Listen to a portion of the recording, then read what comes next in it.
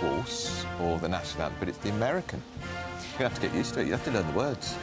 I don't even know all the words to the British national anthem. What most people don't. They know the first verse. That's a lot. I don't think I'll be on call to sing it anywhere, but I will obviously be hearing it a bit more. I'm off to Washington, D.C. this Friday. We'll be launching the show in the next couple of weeks. We'll tell you all about it. So there might be a little bit of an American theme to some of our chats. I think there should be. Yeah, there will be. Right, gbnews.com/your say to let us know your thoughts this morning. 60-second news now with Sam.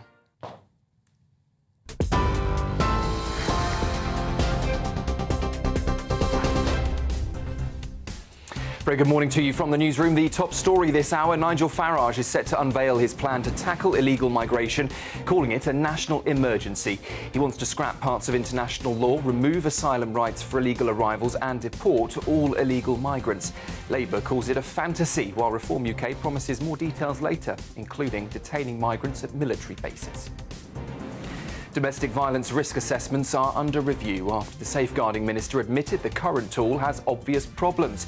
Jess Phillips says the measures will also target honour-based abuse, including forced marriage and FGM, with fresh guidance, training and awareness campaigns. Food prices have surged at their fastest pace in 18 months. Chocolate, butter and eggs pushed grocery costs up 4.2%, hitting families already struggling with rising bills. A packed Boeing 777 from Heathrow has made an emergency landing in Serbia after a reported engine failure. The Air China jet, carrying more than 300 people, diverted deep inside Russia, where passengers now face major uncertainty over where they'll stay.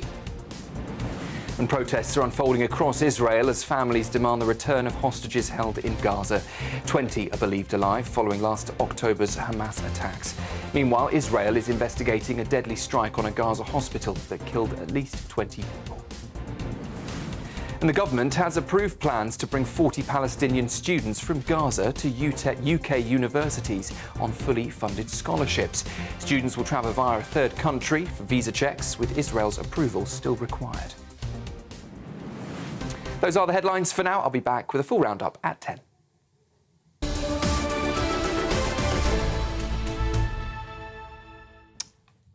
Very good morning. She's back. That's right. Welcome to Britain's Newsroom with Andrew and Bev. I've had a couple of weeks off, just getting ready for America. You have been pretty... You were in the thick of the battle with... Not battle, you were in the thick of it with Trump, weren't you? I was. How much time did you spend on Air Force One? Well, what we did... I was in Washington because we were preparing with one of our head of TV here, preparing for the show, which will start in the next couple of weeks. And so, coincidentally, the timing meant that I could get Air Force One back to Scotland with Donald Trump, who was, of course, opening his golf course. And so we had worldwide publicity got for that. He did, didn't he? Incredible. So that was lovely. I got on Air Force One, which is very special. It's an amazing occasion. And actually, the plane itself is not that...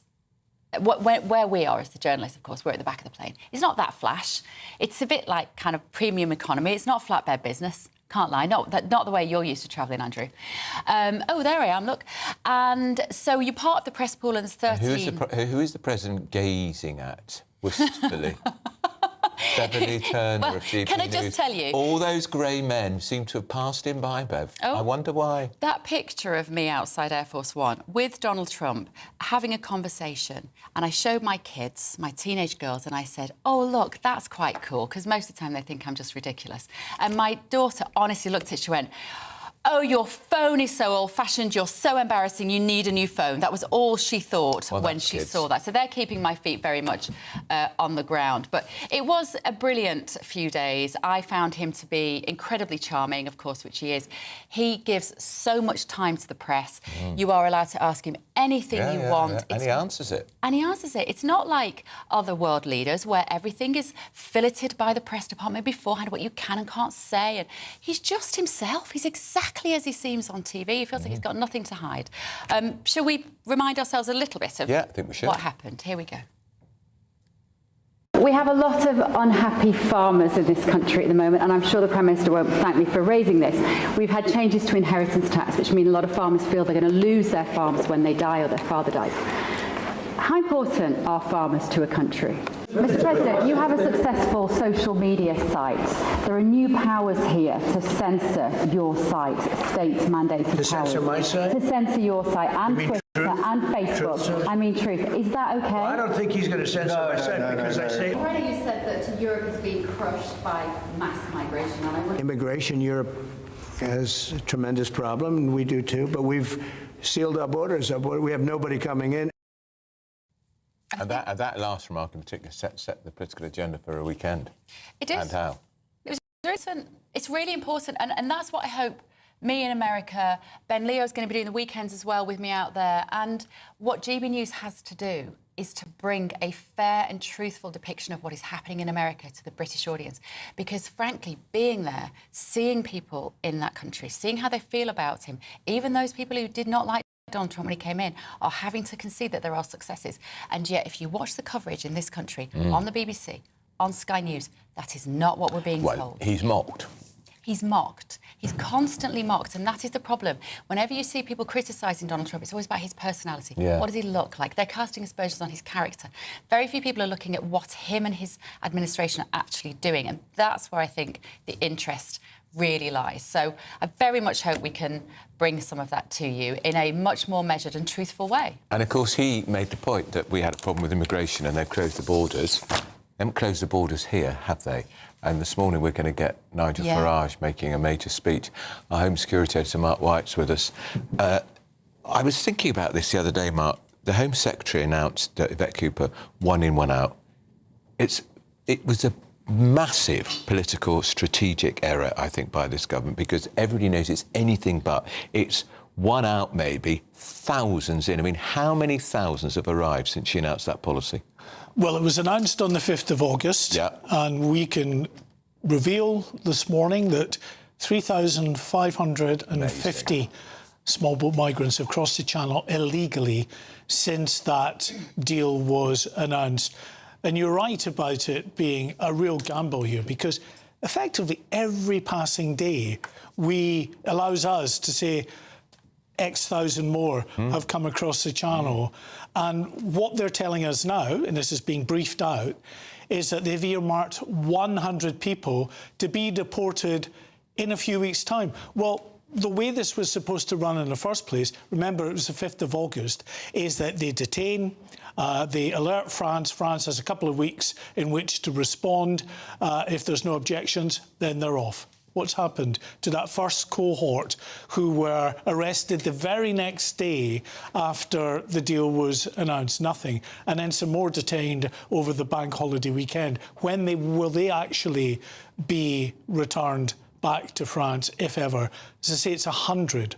100 versus 3,550 and in a who have couple of weeks' arrived time, across the Channel. a couple of weeks' time, when they finally do perhaps get these 100 out, Mark, it could be closer to 5,000. Well, without a doubt, it will. I mean, the only saving grace, the one bit of kind of respite that the Prime Minister is getting at the moment is the weather conditions. Again, today, it's really taken a turn for the worse. Despite that, though, we've had 50 migrants who have come across in really bad conditions out there. And over the bank holiday weekend, it was 900 who crossed over that weekend. I've obviously been off air for a couple of weeks, so... And you've been missed. Oh, thank you, Mark. I've missed everybody. But I've obviously been a GB News viewer and listener in that time. And what I've been really struck by in the last couple of weeks was that Epping Forest success. Because what it pointed out to me is, in the absence of any government taking any meaningful action, the British public are going to turn the dial on this if they are organised and really make their voices heard. Is that the best hope we've got, Mark? Well, you know, it was a hope for a day or two, but of course the Home Office have announced that they're going to go to the Court of Appeal to challenge this because, well, what else can they do? It's too important for them. They've got over 32,000 migrants currently in hotels up and down the country, and they're trying to get them out into the likes of HMOs around the country. Council houses. Well, people are yes, of course. Queue for people to get a council house. They don't want a migrant in them. I agree. I've said this repeatedly, that I think actually, as unpalatable as these hotels are, people don't want them in hotels. No. They see that as a danger in their communities. It's worse, actually, having a dozen young men in a house of multiple occupancy just on the next street to you. It is worse. But I think my point being that nobody else, it feels like the British public feels so unsafe in the hands of this government, so unsafe. And so the British people are having to galvanise locally at a grassroots level to take these issues to court, to hold the government to account. Like, the Tories should be doing more. I know Nigel's going to try and reform. We're going to try this morning. They're putting pressure on them. We're going to be taking some of that live this morning. They've got a press conference, haven't they? But it feels like the situation is so desperate now that the British public are wide awake to this. And you know, Nigel, obviously, as welcome as his policies might be for many people around the country, it's going to be, you know, getting on for 4 years before there's any chance of him having a sniff at power if he continues to ride the polls until that point. He's also saying that they've identified shortlisted sites for these detention centres, but they're not telling us where they are. Well, and this will be a difficult one as well, because I remember what happened, and you'll remember because I was up there reporting on Linton-on-Ouse in North Yorkshire. Remember the old RAF base there? That they were going to house migrants. It seemed like a sensible idea. Get them off to austere conditions in a sort of specially adapted former base. But the locals were up in arms. And then Scampton, as you say, and Nigel actually led the charge. He presented a show from Scampton behind the locals saying, no, I don't want to see your this historic RAF base turned into a migrant camp as well. So you're going to be up against that. There's no easy solutions unless you can just stop them in the first place. Maybe Rupert Lowe had it right when he gave that interview to me, which caused all the trouble because they fell out with reform over it. He said, shove them in tents on remote Scottish islands and let the midges do the rest. Just a thought is what he said. I don't think that's the solution. Well, I think it'd be quite popular with people listening and watching. It would stop them coming. It would stop them coming. Something has to stop them coming. You're absolutely right. What is, again, I don't want to keep... We will mention America a bit on this, but what I find so fascinating about America is how Donald Trump has reduced illegal migration to zero. Incredible. How? Border. Shut. The kicking out people they don't want there, making it very public how they've done that. They've just done the most remarkable work. They've made it clear that it's possible. Yes, but what they've done is he's empowered those state agencies like ICE, the Immigration Enforcement, Homeland Security, Border Security down on the southern border. He's empowered them to go and do their job, and he's effectively ignoring all the noises off. There's lots of people in the States saying, oh, aghast at what's happening. But actually, he's just said, no, we're going on with it. There might be legal challenges, and indeed there are some attempts to do that. And I think Nigel Farage obviously realises that he's got to take the sort of same approach, which is why he's saying we'll leave the European Convention on Human Rights. We will repeal the Human Rights Act in this country. We'll also derogate from the UN sort of act on torture as well.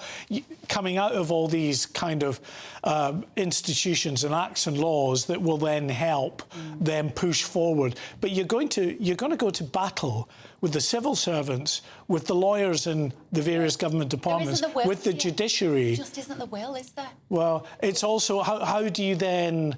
You can do that. You can absolutely be determined to do that, but how do you then have any kind of working relationship with your civil servants? Is your government going to become so dysfunctional because they just won't do your bidding in that sense? So it's going to be very interesting to see. It is. Right, thank you, Mark. Mark White will be back with us a little later. Still to come this morning, though. We're going to be looking back at some of the highlights of the past couple of years. Well, that won't take long. Me and Andrew, as you can see, still... Look at him. He's still leaning away from me. Look that won't take long. Highlights of the past 2 years. You are going to miss... You're going to miss Bev. He pretends not, but he's going to miss you. Stick around for that 10 seconds. And I promise you, there is one bit that... this claim, if you remember, this is one of our favourite bits from Andrew. It was not very professional. We've had a few moments where I think you will agree, viewers, we weren't terribly professional all the time, but we do like a bit of mischief. This was Alex de Koning from Just Stop Oil. Here we go. when it gets so hot that the sweat no longer cools you down, you literally boil in your own sweat. I know that sounds like complete exaggeration.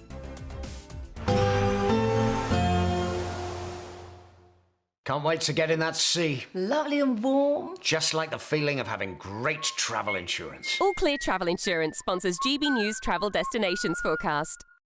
Hello. Well, there's plenty of sunny spells across Europe, but also some widespread thunderstorms developing. So across much of Madeira and the Canary Islands, a few showers here and breezy. Across Spain, fine with plenty of sunshine. But here are those thunderstorms with the risk of hail and lightning. Across Greece, much of the country seeing plenty of sunshine here. And as we go through the week, there'll still be some showers around, but also plenty of sunshine still, and temperatures up to 33. All Clear Travel Insurance sponsors GB News Travel Destinations Forecast. At GB News, we love to hear from you, our loyal community. So drop us a line at gbnews.com/yoursay. There you can talk to each other and also to the presenters live on air.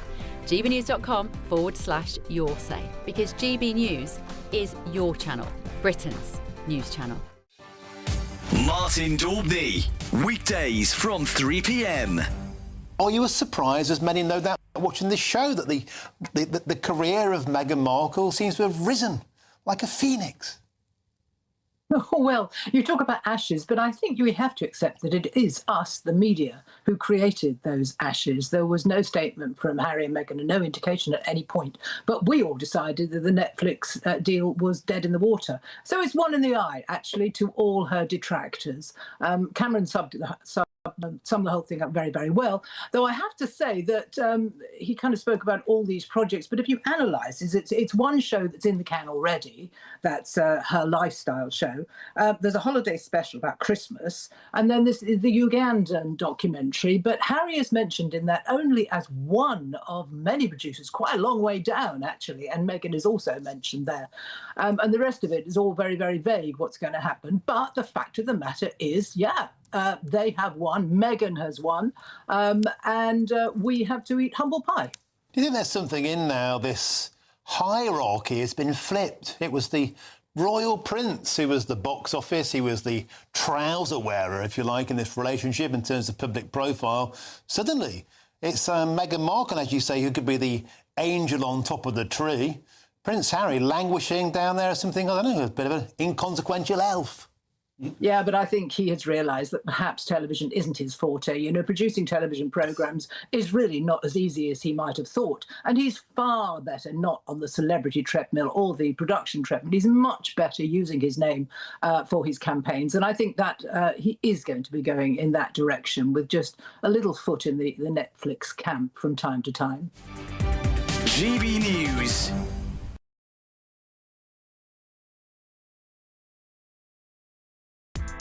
Join me, Nana Akwe, for an informative, interactive news programme with a difference. It's fun.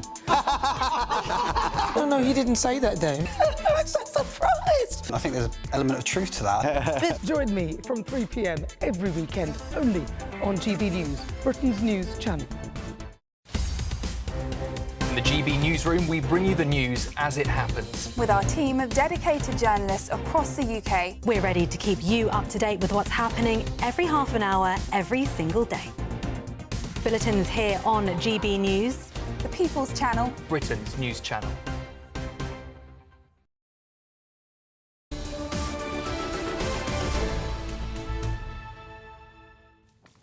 (9:51) Britain's Newsroom on GB News with Andrew Pearce and Bev Turner.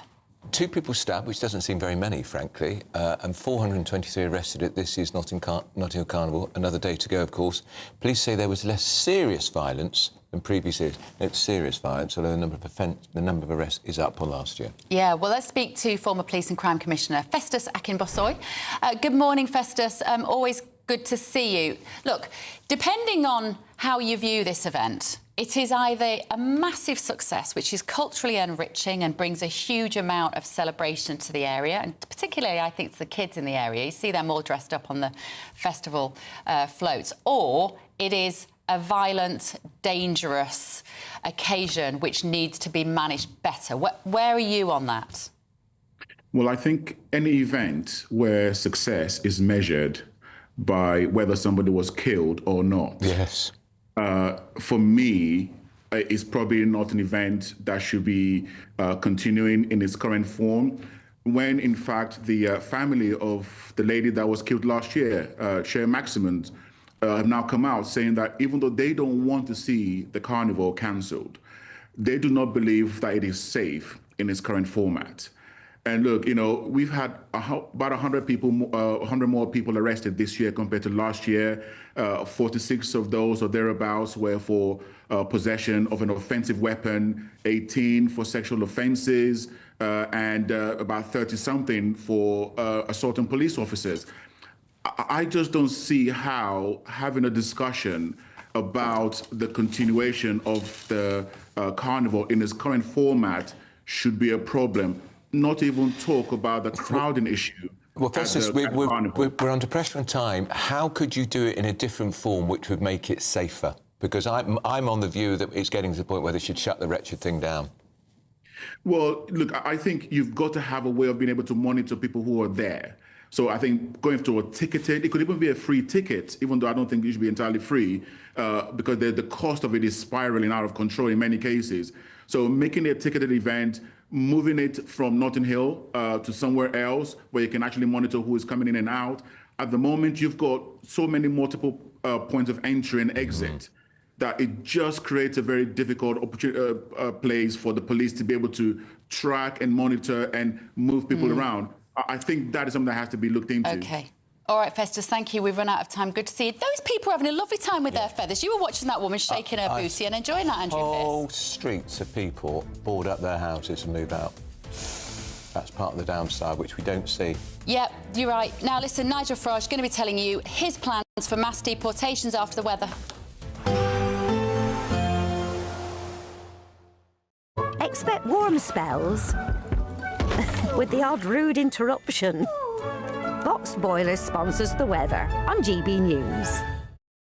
Good morning. Welcome to your GB News weather update from the Met Office. It's going to be more changeable as we go through this week. Showers focused in the west, but still dry and warm in the southeast today. So we do have a band of rain across the east of Scotland into northern England and the southeast, but it will generally start fragmenting, leaving just a legacy of cloud. And in fact, it's actually going to be turning much drier and brighter across the southeast of England as we go through the afternoon. But behind that, it's a case of sunny spells, scattered showers, feeling cooler than on Monday, especially in the west, but across the east, highs of 26 degrees. So through the rest of this evening, then we still hold on showers, especially across western parts of Scotland. Could still be heavy at times with any late evening sunny spells across the east. Similar picture across Northern Ireland with scattered showers here to end the day. Otherwise, for many places across northern England into Wales and the southwest, it is generally largely dry. Just a few showers around, always driest for the longest across the southeast, leaving a largely fine end to the day. Now, as we through Tuesday night, again a few showers across Scotland, but another system approaching from the southwest, and this will start pushing in during the early hours into Northern Ireland. But otherwise, temperatures just a touch down overnight as we start Wednesday morning, around 13 to 15 degrees. So to start Wednesday morning, there's going to be some outbreaks of rain across Northern Ireland. This band of rain could be heavy with some thunder and flashes of lightning and hail, and that moves into parts of Wales, the southwest England, into western Scotland and northern parts of England. Again, a few showers across the southeast, but largely dry here. For all of us, temperatures are going to be around average, especially across the southeast now, at highs of 20. Expect warm spells with the odd rude interruption. Box Boilers sponsors the weather on GB News.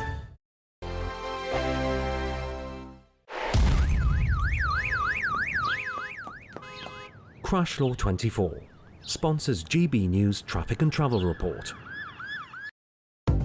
Good morning, this is the latest AI travel news from gbnews.com.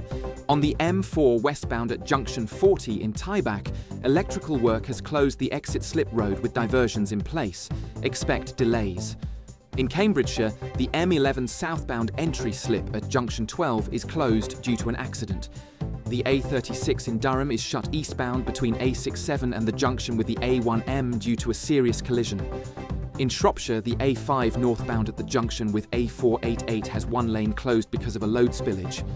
And on the trains, cross-country services face disruptions between Leeds and Sheffield, while the Elizabeth line has problems between Reading and Maidenhead. For more travel news, go to gbnews.com. Crash Law 24 sponsors GB News Traffic and Travel Report. It's the final week to see how you could win your mortgage or rent paid for a whole year. That's a cash lump sum equivalent to 12 of your monthly mortgage or rent payments, right up to a whopping £20,000. Plus, we'll add an extra £5,000 on top for good measure. Make sure you don't miss out as lines close on the 29th of August. For another chance to win, text WIN to 63225. One entry costs £2.50 plus one standard network rate message. Or text BONUS to 63225. 5 entries cost £5 plus one standard network rate message. Go to gbnews.com/win.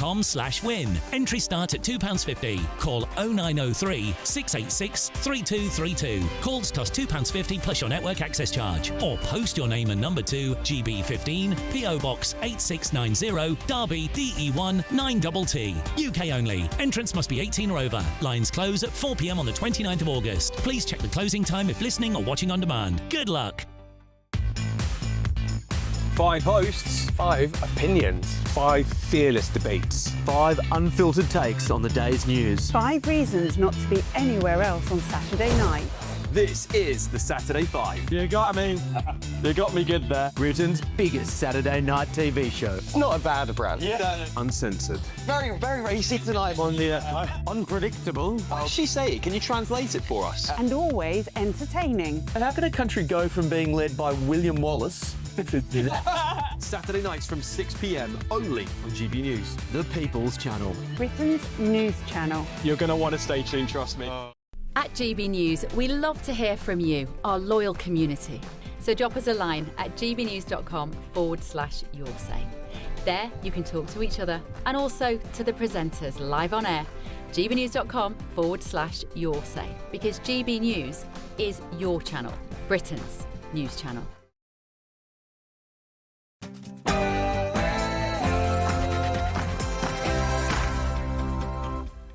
It's 10 a.m. on Tuesday, the 26th of August, live across the United Kingdom. This is Britain's Newsroom with Andrew Pearce and Bev Turner. Ready to return, the UK is set to deport, hooray, 100 illegal migrants back to France. Rather insignificant when you consider 900 people crossed the Channel this weekend.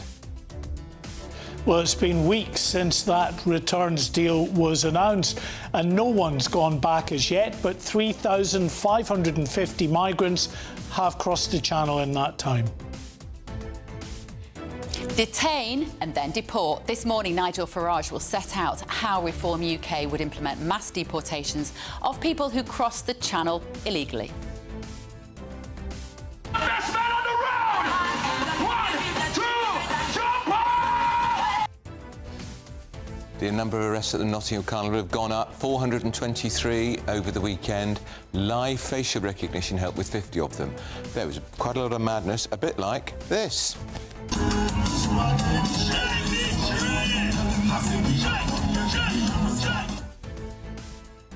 Listening on the radio, that was a man shaking a tree from up the top of it. Now, supermarket price hike. Food inflation hits 4.2%, the highest it's been for 18 months. Families are feeling the pinch at the checkout. Are you one of them? Are children racist? Kids as young as 4, I repeat 4, being sent home from school for so-called racist behaviour. Those flag wars are escalating as Brits are proudly displaying flags across the United Kingdom. Have a look at these 3 women in North Yorkshire. If you're listening on the radio, they've torn down a St George's flag and a woman is stamping on it on the floor. She's just jumping up and down. She's so cross with that flag, she's actually stamping on it. What on earth does she think she's doing? She's an idiot.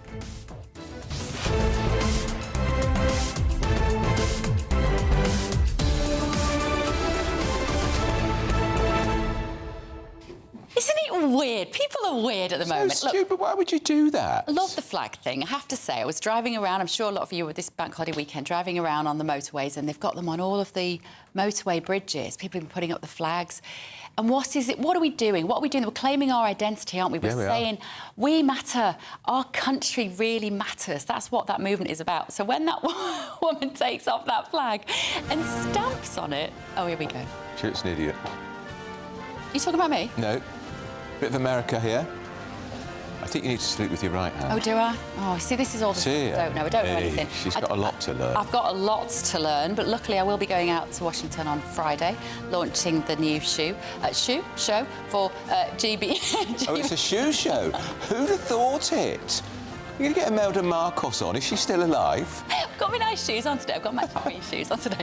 Yeah, I've been off work for 2 weeks. I've forgotten how to talk. We're going to be showing you some of our best bits as well this morning from the last couple of years. So they won't last long. That's 10 seconds you've got to stay tuned for. Right, let's go to Sam. He's got your news.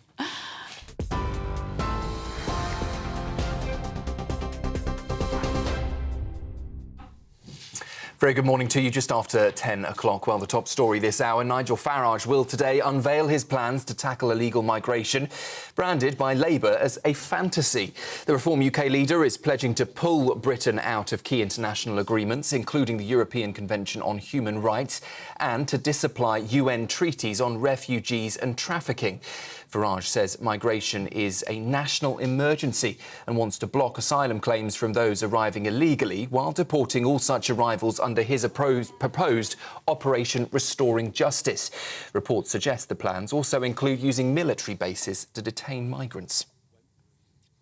The Safeguarding Minister says she is reviewing the so-called DASH questionnaire, a 27-point screening system used to decide whether domestic abuse victims are high risk. Jess Phillips says the grading system itself won't protect people, stressing that what matters much more are the systems that flow from it. It comes as ministers announce new statutory guidance and a legal definition of honour-based abuse, crimes such as forced marriage and female genital mutilation. Home Secretary Yvette Cooper says there is no honour in such offences, pledging tougher action and more training for frontline workers.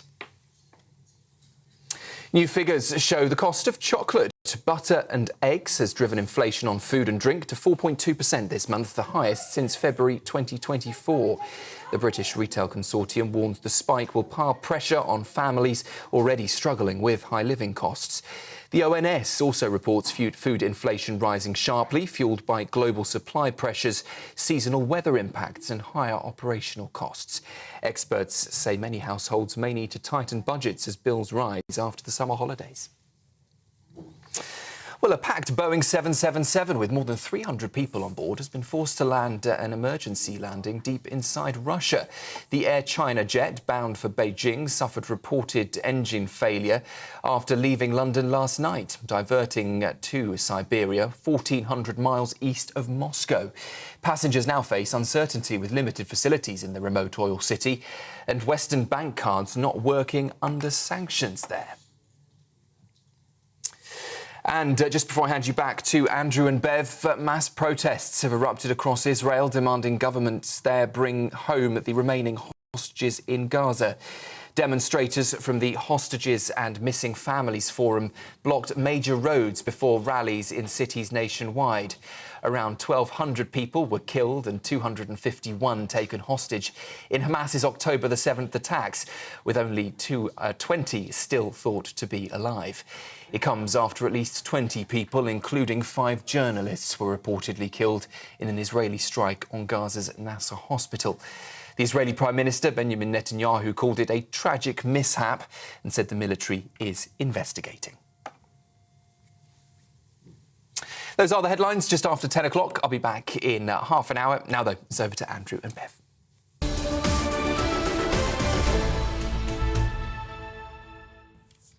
Welcome back to Britain's Newsroom with Andrew and Bev for one day only. We're going to see some. There's almost a song here, isn't there? One day only. I keep expecting you to look disappointed, but you just look thrilled. You can count the hours. Now, right, let's see what you've been saying at home. It's lucky I've got a thick skin, isn't it? Now, does the government target against abuse cover people on the so-called far right being abused by people on the far left. The government targets against abuse. Don't know what that is about, do you? No. Nothing's changed. We've not really learnt to do these in 2 years. How we get these?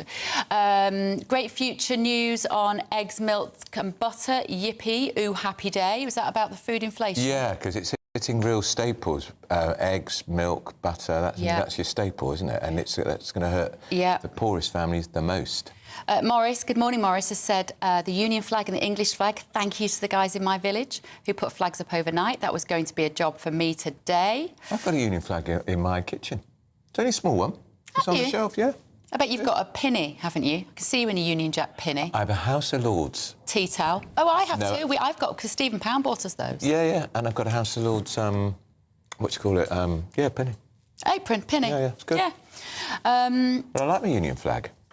I do. I have no problem with this celebration of our national identity in a world where it feels like we've got one world. Yeah, I can remember one of the first times I spent time in America in the Midwest, everybody had flags in the garden, and it was really striking. Yeah. And it wasn't a sense of duty. They did it because they wanted to. Ownership. Bring back the ownership of our national identity. We've never, ever needed it more. In fact, within the next hour, Nigel Farage is going to be telling you his plans for what he would do with illegal migration as well. Yeah. So let's talk to Mark White, because he knows quite a lot about it. Have you seen the speech yet, Mark, or got some guidance? I haven't seen the speech, but obviously quite a bit of it has been leaked out already. We know, for instance, that he's coming out of the European Convention on Human Rights. If he gets the opportunity, yes, he's going to come out of that completely. He is going to disapply the United Nations Refugee Convention. And also he is going to repeal the Human Rights Act. All of these he sees as essential, really, to being able to push forward the kind of things that he wants to do without the courts knocking it down, because that, of course, is the big problem that we've seen over recent years. Remember when the Conservatives were trying to get flights off the ground to Rwanda, it was constantly challenged in the courts, and at every stage the courts would find, often in favour of the government, but then there'd be another challenge on top of that. Cheered on by the Labour Party in opposition, I might add. Well, indeed. I can't understand why the Conservative government, when they won a particular case in the High Court, before then there was any kind of appeal to the appeal court or the Supreme Court or whatever, get the planes off the ground. Yeah. You can do it. You've just won. Show determination. Get the planes in the air. And worry about it afterwards. Yeah. Well, you don't even need to worry about it, because until the challenge is actually being mounted and then it's gone to a court, then there is no issue. You've won this case. Just have that plane waiting and just get them off the ground. Not bothered. Not bothered. No one really cares. Well, they say they're bothered now. Yeah, they say that now, of course, if they get in again, then this is exactly what they're going to do. They're, mind you, still mulling over whether they're going to come out of the European Convention on Human Rights. And Labour, of course, they're not. They want to tweak and twiddle in the hope that that'll do the trick. Yeah. OK, thank you, Mark. Now, we're going to be looking back at highlights of the last couple of years. Andrew and I have been sat together, and we know you've enjoyed listening to us, bringing our A game every single morning, being super professional and being across all the details. Don't like the sound of this. Hi, Bev, says Steve. In answer to the question about SMNR, what's that? Don't know. What was it? What SMNR? Yes, I'd be happy to. Oh, small nuclear reactors. Small nuclear reactors, yeah. Yes, we got WR there, Steve. Must be thrilled to know your presenters on the money here. Top of their game. Steve said. And do you remember that one morning we got a little bit too close for comfort? Cast your mind back to this. Well, we just took our relationship to a new level. We've got new toilets here in GB News. And we haven't quite... Andrew's not quite got his head around the lock yet. So just walked in on him having a wee. Fortunately, it was a wee. Yeah? Sorry. Thought we'd share that with you. We both had a bit of a giggle at it. We did. We did. We had a very quick dash and then a part one. Yeah. Ran it. Oh, I'm sorry. I'd forgotten that, actually. We were also going to show you a little bit later, if you remember, the interview that we did with the guy from Just Stop Oil. Oh, dear. When we lost it. We could not stop laughing when he talks about boiling in his own sweat. It was a particularly unprofessional highlight. So we just stay with us this morning, won't you, while we do a little bit of reflecting. Now, international explorer and 5-time world record holder Ash Dykes is joining us. He's announced his next major adventure. He's going to be embarking on a 3,400-mile-long journey along the full length of China's Yellow River. Follows his successfully achieving a world record travelling through the Copenhagen River in Suriname in just 37 days. And he joined us then, and he joins us now. Good to see you, Ash. Great to be back. Thanks for having me. Last time we spoke to you on the sofa over there, and you were off to, is it Copenhagen? Copenhagen River. Copenhagen River, you did well. Very close. How did that go, first of all? That was intense. We found the source. We then summited the highest peak. We didn't quite make the second highest peak, but we did make the first, like the world first, all the way to the Atlantic Ocean. So we completed it. We were fine. There was jungle bacteria infections. We had stings. We had bites. We had to hunt. We had to gather. You know, we lost 12, 13 kilograms body weight. I'm sure you can remember. Yeah. But we survived it, and we all, made it. So you had to hunt, literally had to hunt your we had lunch. we had to hunt. We had to gather. Yeah, we were pulling out piranha like this big, wolffish even bigger. Stingray, we would take anything we could. And when you say we, how many of you were there, and how many of you were doing this trip to China? So there was 4 of us all together, but with this next trip, there's a different ball game. So it's a big 3,500-mile journey, but it's an international TV show. So there's going to be a good 10 to 12 film crew, but instead of hunting, gathering, and survival, it's going to be mixed. We're going to be travelling this by land, air and sea, documenting the Yellow River. So it is going to be skydiving, paragliding, scuba diving, all the extremes that you can think of from land, air and water. And you've done paragliding, you've done skydiving before? Yeah, I've got the licences. I've probably been working on it the past 10 to 15 years, to be honest. Really? The licences in sort of land, air and sea. And so this time round, we get to put it all in one as we show, the mother river of China. And how long will it take? It will take probably about 2 months. So certainly longer than the Suriname journey, but not quite the Yangtze River. And sleeping in what, tents? Yeah, tents along the way. Yeah, we'll be cycling and kayaking as well. We'll be staying in a lot of different towns and cities along the way because there's a big film crew. So it's probably more luxurious than your survival in the Amazon, but certainly different kind of challenges. And am I right in thinking you've got engaged since your last trip? Yes. And how does your beautiful Mrs. feel about you doing this? You know what? She's worried all the time with these different endeavours, but she's just so supportive.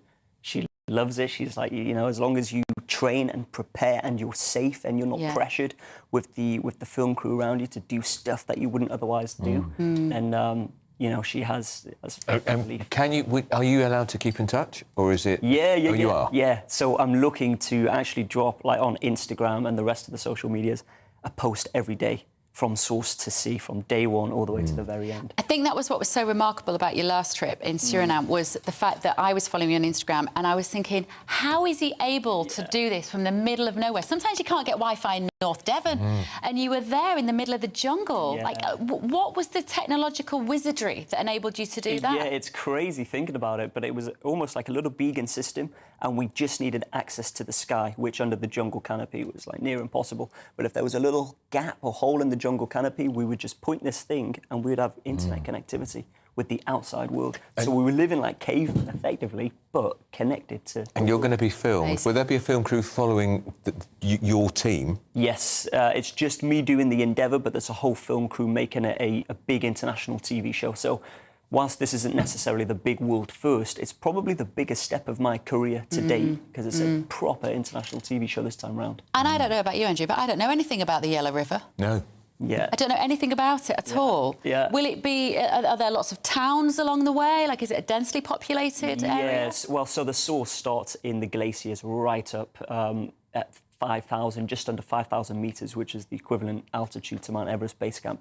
Nothing there, bears, snow leopards, wolves. But then there's a lot of different towns skirting as we make our way east. And then, of course, we cross through the Gobi Desert, which almost took my life 11 years ago. Why? What happened?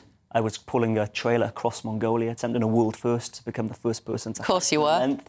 And one of the water sources in the form of a well was dry, and there was no insurance, no evacuation plan. That was the very early reckless adventure days. And yeah, I almost perished. I just had to break it down 100 metres at a time. I had to strap on this 18-stone trailer, just cover 100 metres, rest for 5 minutes, and then another 100 metres, and just about made it to the next water source. And what sort of training have you had to do for this expedition? This has probably been more in depth, because not only is it sort of the physical and mental prep that goes with all the rest of the expeditions, but it's making sure I'm up to date with the scuba diving, with the paragliding, with how to exit the plane when skydiving. So there's a lot of different skill sets for this one that I'm required to know. What's it like having a job as an explorer and adventurer, Ash? Yeah, it's crazy. You could have been anything. You could have been anything. Do your parents watch and go, I really wish you'd become an accountant? Yeah, I think they'd have a lot more sleep. You know, they've had so many sleepless nights, shall I say.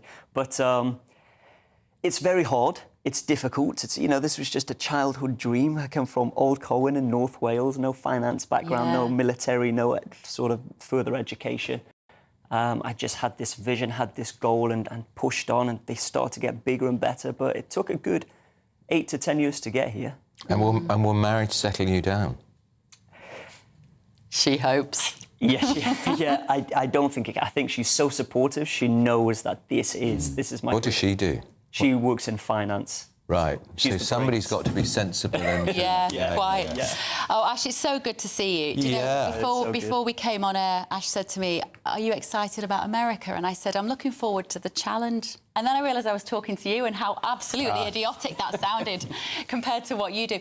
Listen, good luck. Keep us posted. And come back and talk to us when you've done it. And people can follow you probably on Instagram is the best way. That's right, Ash Dykes. OK, appreciate it. Thanks, Ash. Final week to see how you could live. You should do this because encourage people to do it. You might give them the good luck. What, you want me to read this? Yeah. Oh, it's the final week to see how you could live the next year, mortgage or rent-free, with an additional £5,000 in your bank account. Or, if you don't have those payments to make each month, then you could end up with £15,000 in tax-free cash. Here's all the details you need. There's just 3 days to see how you could win your mortgage or rent paid for a whole year. That's a cash lump sum equivalent to 12 of your monthly mortgage or rent payments, right up to a whopping £20,000. Plus, we'll add an extra £5,000 on top for good measure. And if you don't have a mortgage or rent to pay, lucky you, we'll give you £15,000 tax-free cash instead. Hurry, lines close this Friday. For another chance to win, text WIN to 63225. One entry costs £2.50 plus one standard network rate message. Or text BONUS to 63225. 5 entries cost £5 plus one standard network rate message. Go to gbnews.com/win. Entry start at £2.50. Call 0903 686 3232. Calls cost £2.50 plus your network access charge. Or post your name and number to GB15 PO Box 8690 Derby DE1 9TT. UK only. Entrance must be 18 or over. Lines close at 4 p.m. on the 29th of August. Please check the closing time if listening or watching on demand. Good luck. Good luck indeed. Now, up next, we're going to discuss this footage of 3 women tearing down and stomping on the St George's flag in North Yorkshire. I think what I find entertaining is the way this woman, if you're listening on the radio, she's throwing it on the floor and she jumps on it and jumps on it and jumps on it. I hate this flag. Her mates look a bit embarrassed by her behaviour, actually. What does she think she's doing? Wonder what is she doing? She's possessed. We're going to discuss that in just a minute. This is Britain's Newsroom.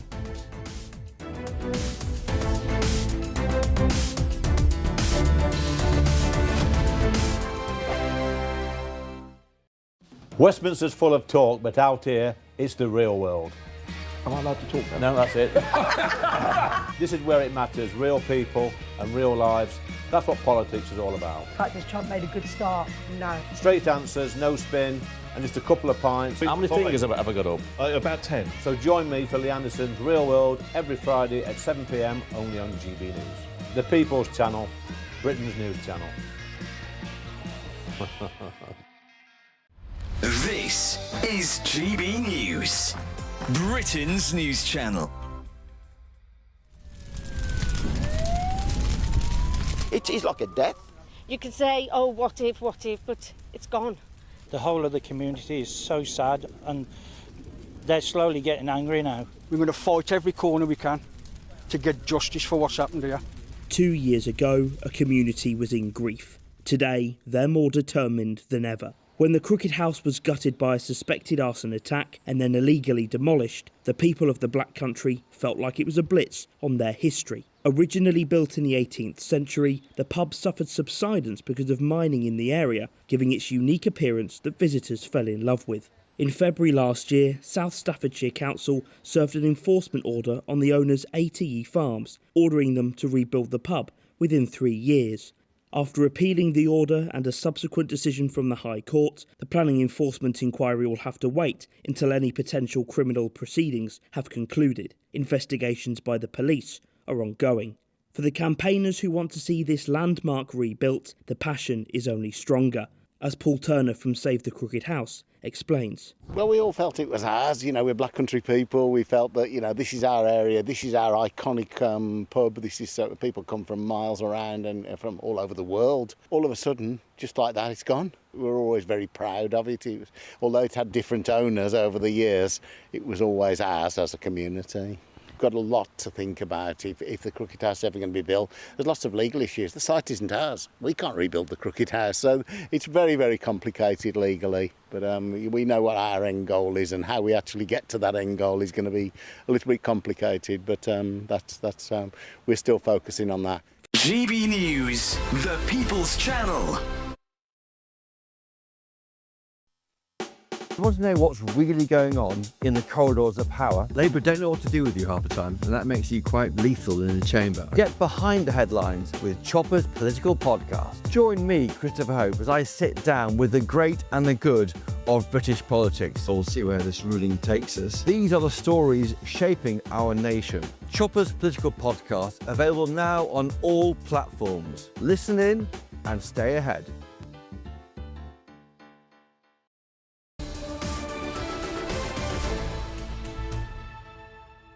Yeah. We've just realised that we didn't bring any celebratory digestives, Andrew and I. We were thinking of getting chocolate biscuits, but apparently GB News doesn't run to that. So, we normally buy our own plain digestives. Buy our own what are you talking about? Always buy our own biscuits. Right, we're joined by Dr Renee Hundekamp and Nigel Nelson in the studio. Renee has brought me a lovely card. I don't know whether you can see this. This might be... this is it. It says, you're leaving, crossed out, and it says you're escaping. Now, just to be clear... I'm holding it. You're not leaving? I'm not leaving. No, I'm not leaving, GB. She's escaping from me. No, well... No, I'm not leaving GB News. We're going to be doing a late-night show, midnight from Washington, D.C. You're just going to have to stay up. Just must watch. You can watch me on the sofa in your pyjamas. I don't mind that. It's going to be 7 days a week, isn't it, with Ben Leo doing his show at the weekend? Ben's going to do Friday, Saturday, Sunday. Weekend viewers, we know you love Ben. He's not going anywhere. And I'm going to be doing Monday to Thursday. You can take me to bed with you on your phone. I don't even mind that. There's an offer lots of people will not be able to refuse. Should we talk about the news? I could refuse it. Right, Renee. These stupid women tearing down this flag is hilarious. It's hilarious. But what it actually demonstrates is we have no identity in this country for our young people and some of our older people to buy into. Yes. And when you lose that identity, you get this fractured society that we are now seeing, where nobody's allowed to rally round and say, this is British. And then what it does is when we have mass migration, it doesn't allow the migrants to buy into anything because nobody knows what it is, and we're a bit embarrassed about it. I'm embarrassed for those girls stamping on the flag and pulling it down. I don't think they really thought about it. Look at them. Pathetic. And I think what it does, though, is it allows mass migration with no integration because there's nothing for them to integrate into. Now, somebody's got in touch on My Say, and they said they think on this clip, Nigel, that one of them is heard saying something about up Scotland, we love Scotland, something like that. So maybe that's what that is about. Where have they done this? What town is this? It's in Yorkshire. It's up in Yorkshire. Ripon in Yorkshire. Well, it's not. It's probably not talking about Scotland. Maybe, I don't know. It's a very small place, Ripon. It's a strange thing to do in Yorkshire if you're a big fan of Scotland. But what do they think they are doing? Well, first of all, it's your attitude to the flags. Now, a load of these flags went up in my street yesterday morning. I woke up to a street full of lampposts covered in St George's flags. Did your wife sneak out in the night? No, I don't think she was very happy about them either. But I have to say I'm not bothered. I think the whole thing is a bit silly. I think it's a fad. I think people will get fed up very quickly about shutting up lampposts to put the flags there. As far as these women are concerned, it looks to me like it was on a lamppost. And of course, they have as much right to pull it down as the people do to put it up. This is public land. If you put a flag up in your back garden, then you don't expect people to come along and remove it.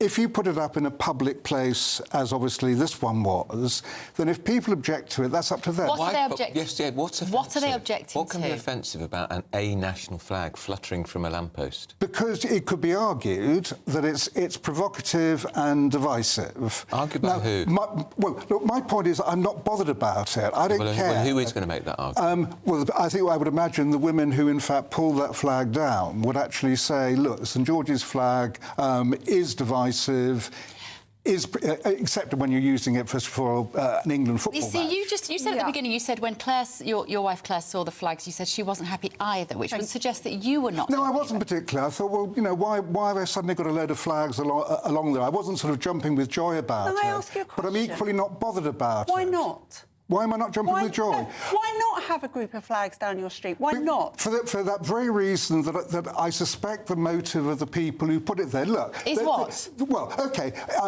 St George was a Greek born in Turkey or possibly Palestine. Nigel. Are these flags there to support multiculturalism? Nigel, you're being a bit of a wally. Are they? I don't want to support multiculturalism. Well, there you go. So you've already decided what the flags mean. You know what the flag means? The flag is our national flag. Our flag should mean identity. Our flag should mean being English. The Union Jack, obviously, Union flag being British. Nigel, it's people like you that have allowed this completely approach to our national heritage, to our national pride. The fact that we have no national pride is the problem. But do you believe these people are putting it up there purely for the reason of the love of the country? Why not? I think they are broken. Do you think they are? I think you have pushed us too far, you people on the left. So people are saying, no, enough. We are proud to be British. If you want to come here, be proud to be British. If you don't come here. Just to be clear, we had 15 years of a Conservative government, so I don't think we were pushed too far from people on the left, actually. True. We've been pushed too far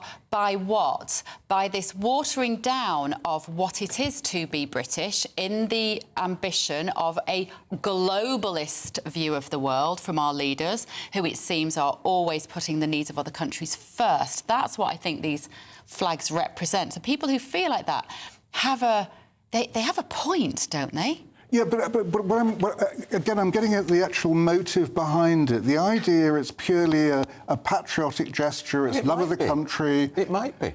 Do you really think that? Why not? It feels like you sort of post that, innocent emoji at the bottom of it. That doesn't feel right, given the current circumstances. So you think the people putting these flags up are all secret, closeted, far-right supporters? No, I'm not saying that. I'm not saying that at all. I'm not suggesting that it's far-right. I'm saying that they are being provocative by doing it. I'd say they've been provoked into doing it. Thank you. And that's what I think. I really hope that Sir Keir Starmer and his government are actually contemplating what is motivating people to assert their national identity in this way, as opposed to doing what you're doing, Nigel, with the best will in the world, by the way, which is to say they are trying to provoke something. And they're not. Every time the Prime Minister... Hang on. Every time the Prime Minister speaks from his study in Number 10... There's a Union Jack. Draped by the Union flag because he's decided that looks good with the voters. Yeah, no, absolutely. Is he doing it because he's patriotic or because it looks good with the voters? Do we care about the motive? He is the Prime Minister of the United Kingdom, so it's appropriate to have a Union Jack there. In the same way, it's appropriate to have St George's flags flying when we're... in England. In England. Here's what you should... In Ripon, in Yorkshire. When we're in international competition. You know what would be amazing, Renee? If the Prime Minister came out and he said, I love these flags. Bring out your flags. Yeah. Why isn't he doing that? Why is he not saying, you know what, guys, we are a proud country, put your St George's flag up, put your Union Jack up, whatever. Let's show the world who we are? Why is he not doing that? Why he's not doing that? Because the position that Nigel is coming from is born from our embarrassment over our colonial past. And it is that embarrassment over our colonial past and what we have done around the world and all of our terrible sins as the oppressor. That is what the association is with our flags, whether it be the Union flag or the St George's Cross.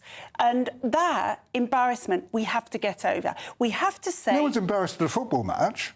Oh, Nigel. So we're allowed to fly at a football match, but nowhere else? No, it's not a question of where you're allowed to fly. That's why I'm saying that I think that if people put them up on a lamppost, I'm quite happy for them to stay there. I don't care. If people want to take them down, that's up to them. They have the right to do that too. But does it matter what their motives are? Well, I think it does matter what the motives are. Well, because... If you think that you were asking about who actually said they were divisive. Andy Burnham has made the point that the Cross of St George can be a divisive symbol, and so. But why? The question then is why is it a divisive symbol? Why has it become that? Because it has been used. Then the flag has been used then by the far right in previous times. National Front used it. Well, let's reappropriate it. Let's reappropriate it. Well, that's why I'm not too fussed about it happening. Because as I say, I think it's a fad that will actually disappear. Should you not be proud? Should you not be proud that it's happening? This idea about being proud to be British, I'm pleased to be British. I'm not proud to be British because I had no hand in the fact I am British. I'm proud of working for GB News, but I actually do something here. My word. But the idea of being proud to be British when it was purely an accident of birth. Sperm. Yeah, I was. Yes, thank you. A lucky sperm. I like that. Well, I think we should all be grateful to live in this amazing country with its moderate weather and its someone going to a different country. Says me, yeah. Well, I'm leaving you. We've got to leave you guys. Nigel Farage is about to speak. Good morning, everybody.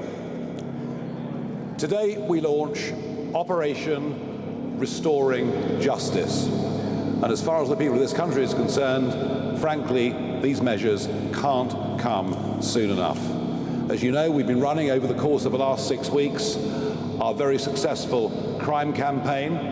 It's seen us rise further in the polls. It's seen great new recruits, Vanessa Frake and Colin Sutton, joining our party. And today is the last instalment of that campaign ahead of our party conference in Birmingham on the 5th and 6th of September.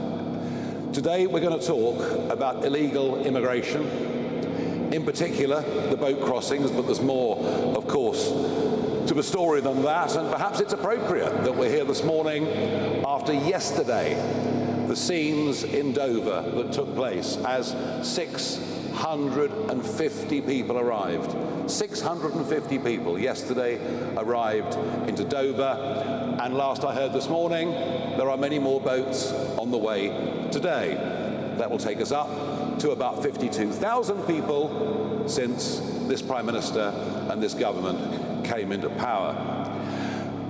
The mood in the country around this issue is a mix between total despair and rising anger. And I would say this, that without action, without somehow the contract between the government and the people being renewed, without some trust coming back, then I fear deeply that anger will grow.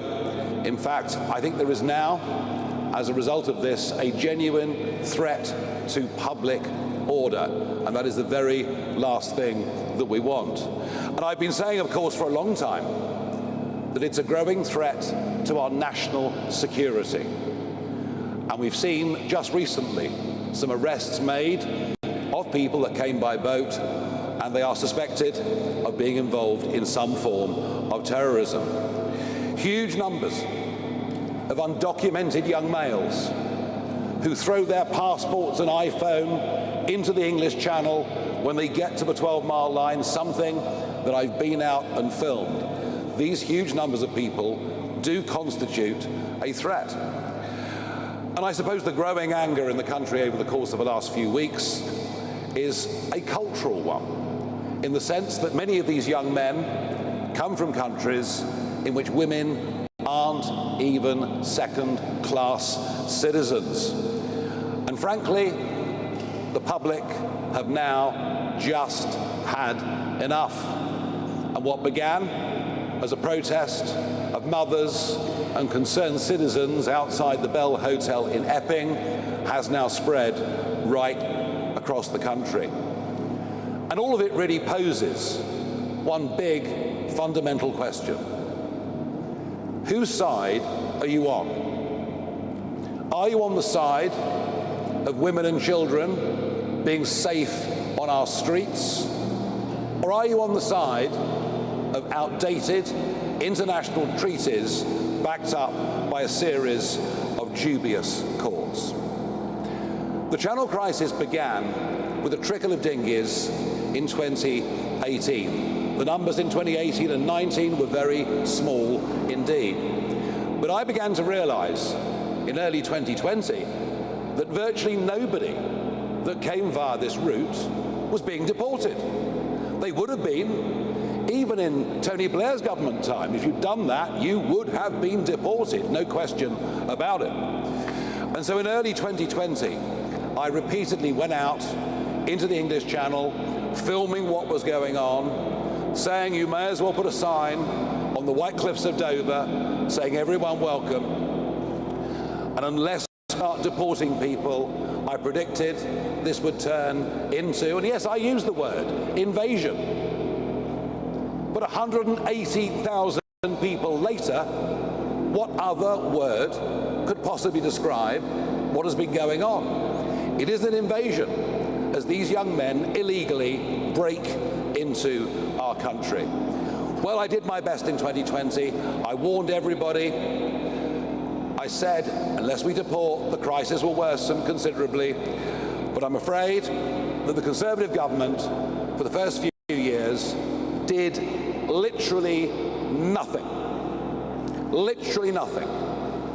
And then belatedly, they put in place a Rwanda plan, they put in place legislation, but none of it could work because they hadn't got the courage to face up to the legal obstacles that made sure, despite spending huge amounts of money on these plans, that nothing was actually going to happen.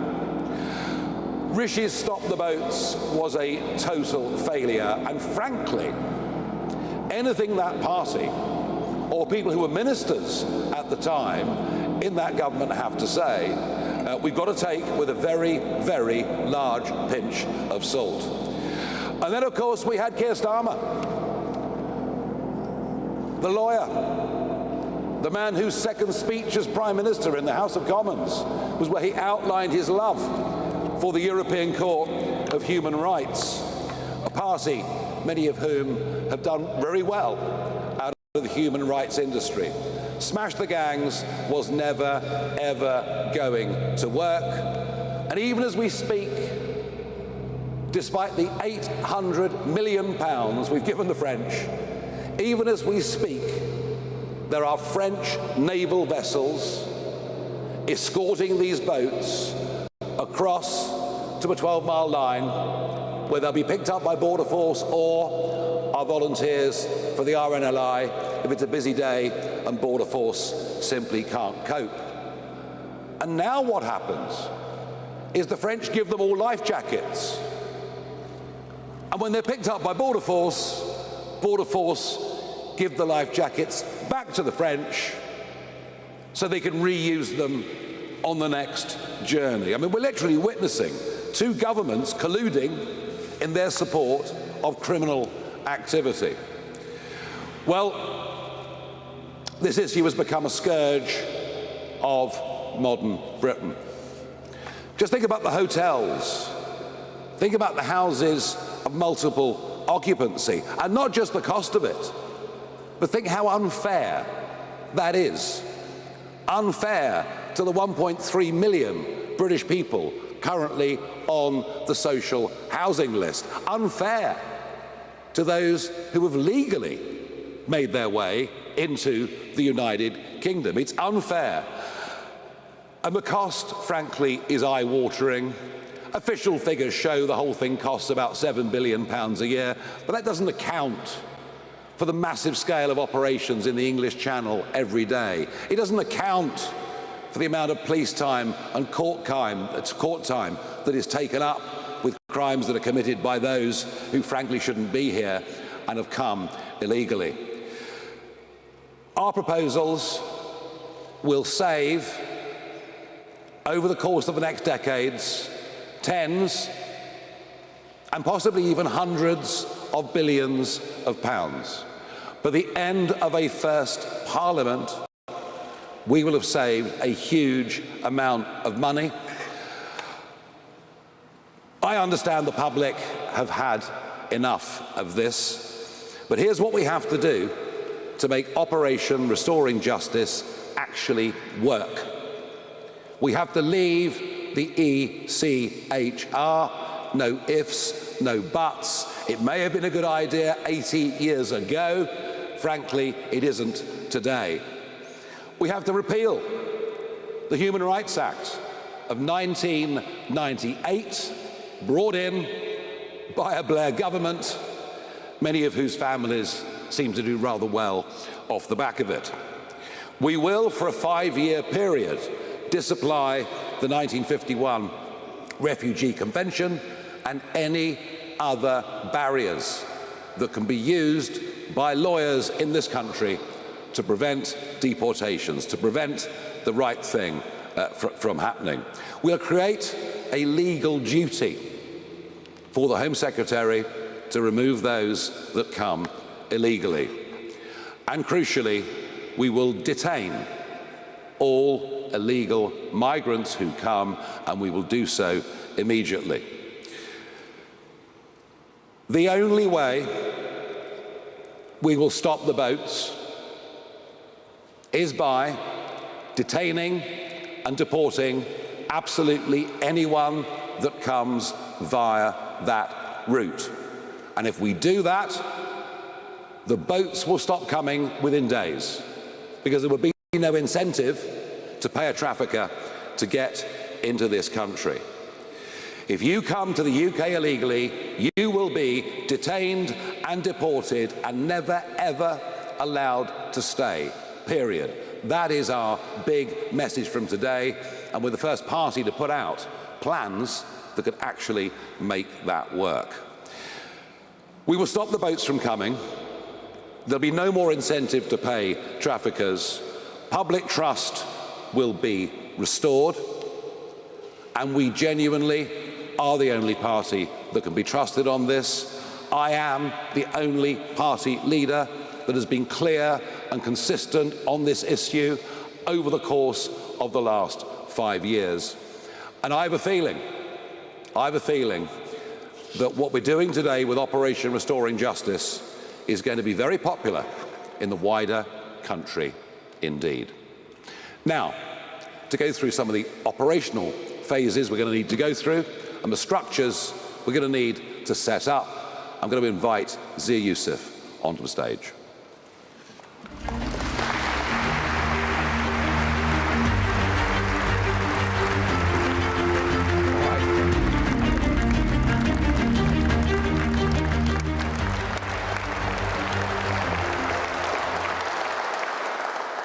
Thank you, Nigel, and thank you all for coming. Look, for decades now, successive Tory and Labour governments promised to get tough on illegal immigration.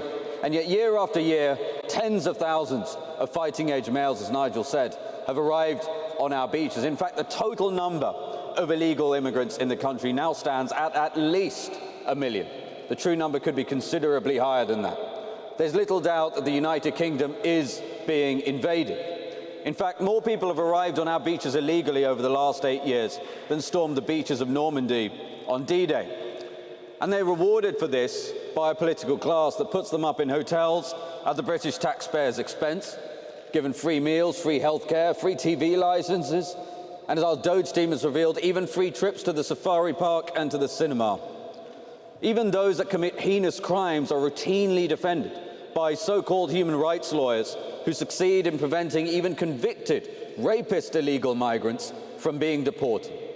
All thanks to a legal system that prioritises the rights of foreign citizens over our own. Well, the patience of the British people is now exhausted. We're unwilling to accept that Britain's border should be open and undefended, unwilling to accept that Britain must cede its sovereignty to foreign courts, and unwilling to accept that our own veterans who served our nation with valour and distinction be evicted from their homes to house fighting-age males from Iraq and Afghanistan who turned up on our beaches uninvited. This is a national emergency. It's a national security emergency, and it's time to put British people first. So, upon winning the next election, a reformed government will launch Operation Restoring Justice, a 5-year emergency programme to track down, detain and deport all illegal immigrants in the United Kingdom. It will also immediately stop the boats from coming by sending a very clear message that being in our country illegally now has an ironclad consequence: immediate removal. Deportation is the ultimate deterrent. Our plan combines an uncompromising legal reset with national-scale, relentless enforcement through a new UK deportation command and a powerful foreign policy campaign. As Prime Minister, Nigel Farage will direct every instrument of state to ensure illegal immigrants are detained and deported. Reform will pass the Illegal Migration Mass Deportation Act to ensure that no activist judge can stop deportations. We will leave the ECHR, but that is nowhere near enough to get this job done. We must also repeal, not disapply, but repeal the Human Rights Act and replace it with a British Bill of Rights.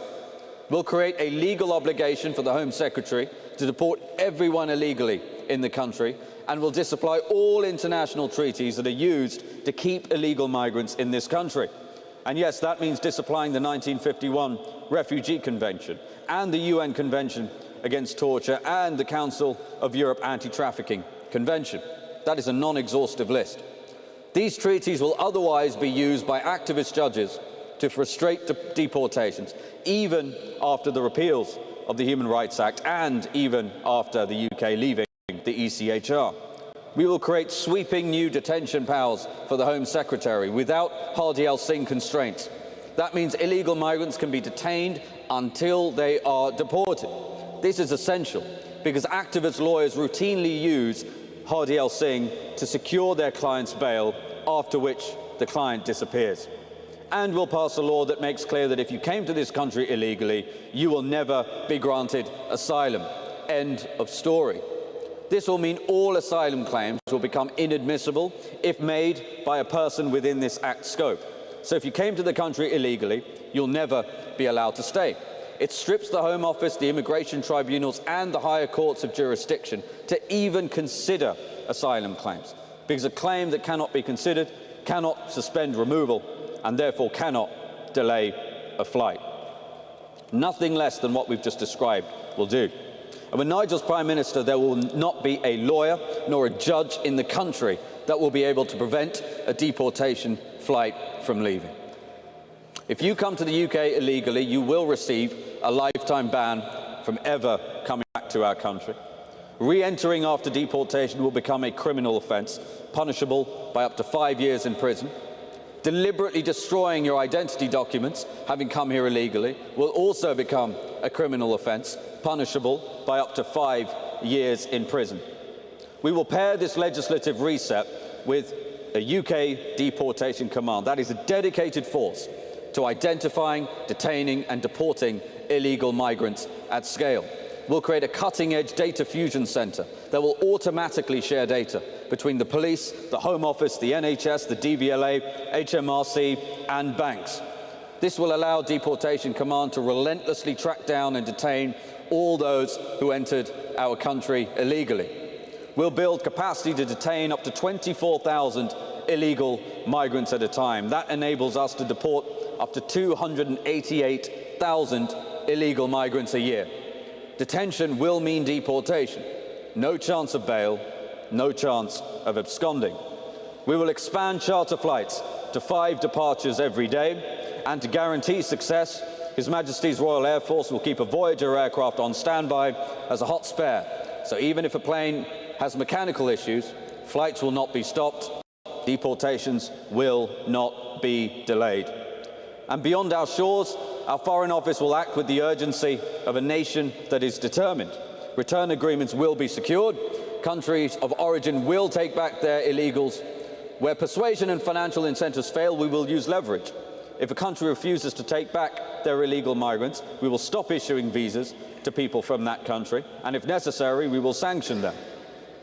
Let there be no doubt, those who arrive illegally will be detained, deported, and banned for life from re-entering the United Kingdom.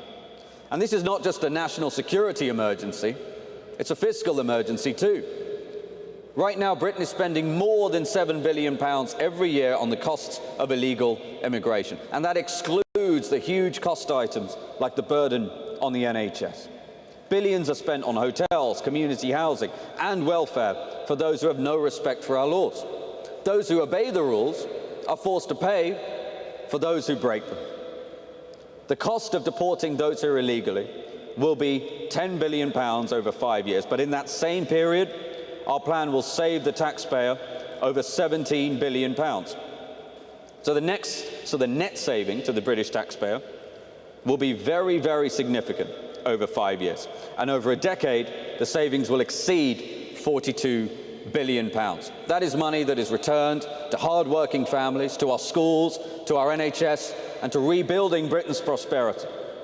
This is a transformative plan that will mean those who are here illegally will be deported at unprecedented speed and scale.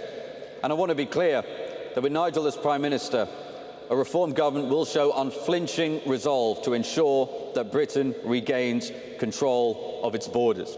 The hopes and the dreams of British people and their children rests on their government's willingness to do what it takes to defend and secure our country's borders and keep them safe.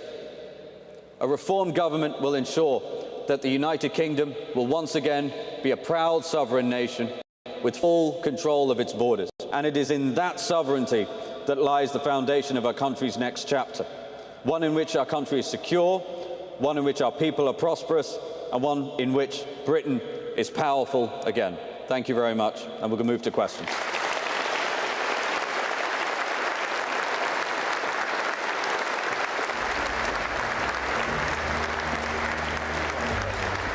That side, maybe. I'll go to the other.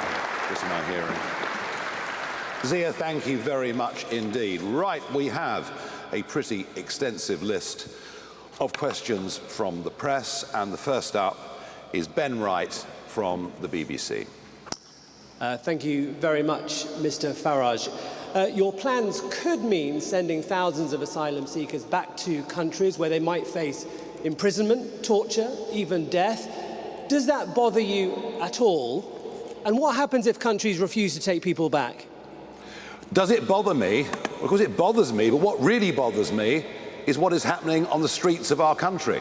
What really bothers me is what is happening to British citizens. What really bothers me is, and you've seen this from the Bell Hotel onwards, the growing concern with justifiable evidence that women and girls are far less safe on the streets than they were before this began. So it's all about whose side are you on? Whose side are you on? Are you on the side of the British people or international treaties? Now, where countries, and I think Zia laid that out, that it's going to be a carrot and stick approach to it, but if we can't get deals with certain countries, then we think this country has considerably more muscle, diplomatic muscle, than perhaps those in Westminster currently recognise, then we will have to find other locations. And, you know, we're going to be talking to Albania, we'll talk to Rwanda, we will find solutions. Catherine Foster from GB News. Thank you, Catherine Foster, GB News. Nigel Farage, last September you told GB News that it was a political impossibility to deport hundreds of thousands of people and that we simply couldn't do it. What has changed your mind that you now believe that you can? The political impossibility was deporting millions and millions of people, and that's where the argument had gone. We had a situation, a political difficulty within Reform UK. This does happen to parties. They do have difficulties and problems. We had a problem that one of our MPs, who's no longer an MP, was talking about deporting entire communities, including people who've been born here. And frankly, we found that unacceptable. And so I just did not want, I think you can quote me for another interview, to get dragged down the route of mass deportations at that stage. We have sorted out that political internal difficulty that we had, and since that time, the work has been done on a credible plan so that we can deport hundreds of thousands of people over the 5 years of a reform government. Thank you. Harry Horton, ITV. So that's Nigel Farage talking to our own Catherine Forster there. Interesting question from Catherine Forster. Mark White's with us in the studio, our Home Security Editor, because he told GB News a year ago it's a political impossibility to deport vast numbers of people from this country. That's changed. Yes, he says effectively they've done their homework and they believe that the changes that they want to implement, such as the building, of course, of these camps, effectively, there have to be detention camps to take significant numbers of people, to detain them right away with a view to getting them deported to other countries. That's one thing. Also, they are going to ensure that countries take back the migrants who've arrived here from. So if they don't, they are saying that there will be incentives to get them to comply, such as denying them visas, for instance. So that's one way forward. And of course, there's the legal issues around the ECHR and the Refugee Convention and the like that we're pulling out of under a reform government, he says. This is interesting. The fact that on their lectern, if you're listening on the radio, the tagline for today is Operation Restoring Justice. It's not saying send them all home. It's. I think the tone of this has been very serious, actually, and not as salacious or maybe as sort of headline-grabbing as it might have been. They have put the time in, obviously, to think about this. Why that tagline, Mark, do you think? Well, I think exactly the point you're making. They want to show that they are serious players, that they are a government in waiting, that, you know, they have thought this through properly, and it's not just a knee-jerk stop all the boats. It's about coming up with a tactic that can properly, not like the smash the gangs policy that we've seen clearly thus far has not really made any impact 13 months in. We're just going to listen to Nigel again. Anger. Serena Bankin-Singh from Sky. You've said that you're going to detain anyone who arrives via small boats. Will that apply to women and girls? And what about unaccompanied children? Will they remain in Britain while their parents are turfed out? And then you said you would leave the UN Torture Convention. Australia and the US haven't done this. Are you comfortable of the risk of people being killed or tortured if they're sent back to their country of origin? And will pulling out of these international treaties lose UK credibility on the international stage? Well, we're talking about disapplying for up to 5 years a variety of conventions that do need broader debate and certainly at a UN level need reform and change. As far as the ECHR is concerned, we're very much of the view that it's a body that they say is separate from the European Union, but, you know, I could walk from my office in Strasbourg straight into the European Court of Human Rights. They're joined at the hip. I don't see any prospect, frankly, in the short term, of the ECHR being reformed. Now, you might argue that Germany, who now, of course, have a whole series of deportation flights set up, you might argue that Denmark, which now has a zero asylum policy, you might argue that, well, if those countries can do it, why can't we do it? But, of course, the problem has been our own judiciary. We have to remove the tools from our own judiciary for them to be a barrier to this process. And yes, women and children, everybody on arrival will be detained. And I've accepted already that how we deal with children is a much more complicated and difficult issue. But you know what? The people protesting outside the Bell Hotel and at 30 migrant hotels on Saturday around the country weren't doing it because of a few children coming.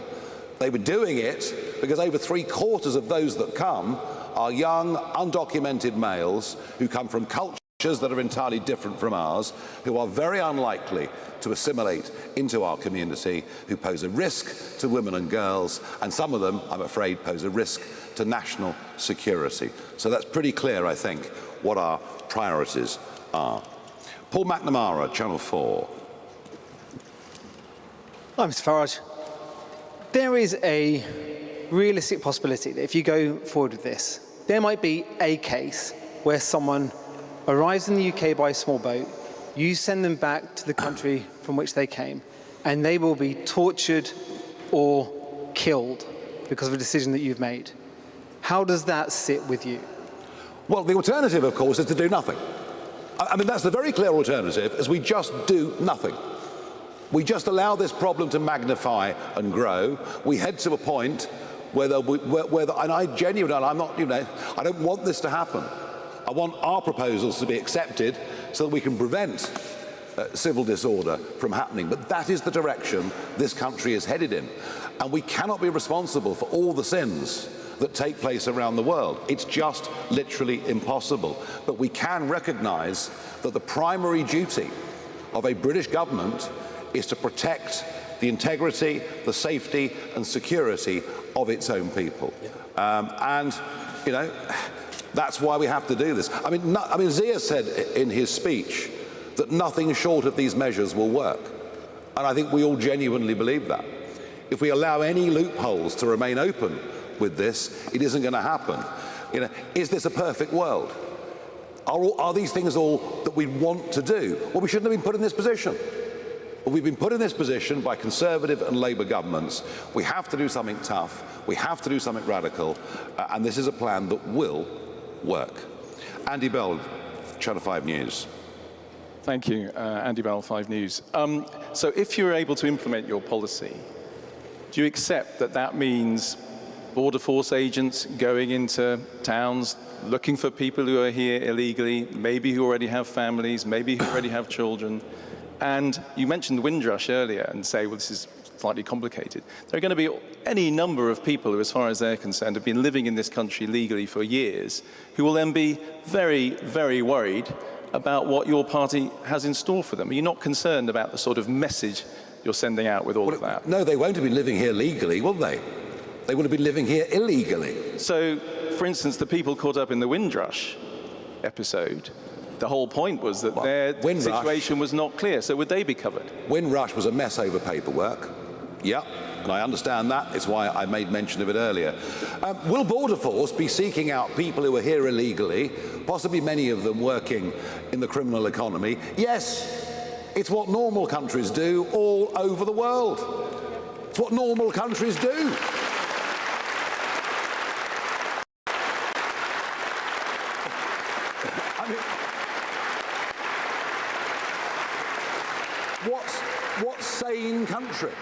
What sane country would allow undocumented young males to break into its country, to put them up in hotels? They even get dental care. How about that? Most people can't get an NHS dentist. This is not what normal countries do. We are talking about normality. And actually, the funny thing is, I'll say it once again, in the first Blair government, if you came here illegally, your feet didn't touch the sides. But it is this gradual drift. Ever since, really, I think, the Human Rights Act was incorporated into UK law, it's this gradual drift to just accepting that anything goes. Well, we're not accepting it, and I tell you what, there's a big silent majority out there who are not accepting it either, and they are crying out. They are desperate to have some leadership that's got some courage. They're desperate for a political party that can put forward people who genuinely will put the needs of the British people first. That is what government is supposed to do. Thank you. Christopher McCowan from the Press Association. Thanks. Chris McKeon, PA. One of the countries you suggested sending people back to was Iran, a country which poses a national security risk to the UK and has attempted to kidnap and murder people in this country. What financial incentives are you suggesting you offer them to take deportees back? Can I be clear that no young man from Iran who arrives by boat should be walking the streets of our country? Under no circumstances.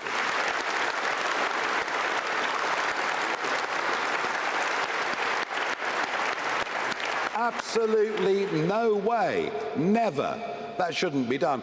But actually, it's quite interesting that Germany now has this massive deportation flights going, including Iran, I think.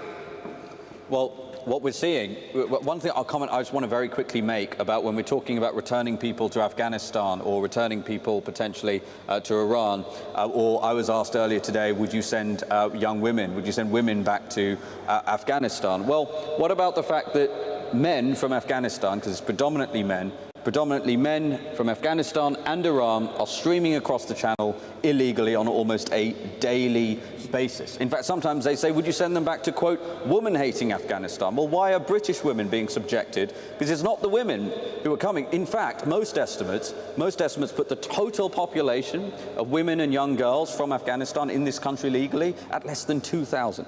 Less than 0.2% of the total illegal migration population. So these are totally bogus questions, frankly, and we should be talking about the much bigger issue about the safety of British women and girls. Yep. Okay.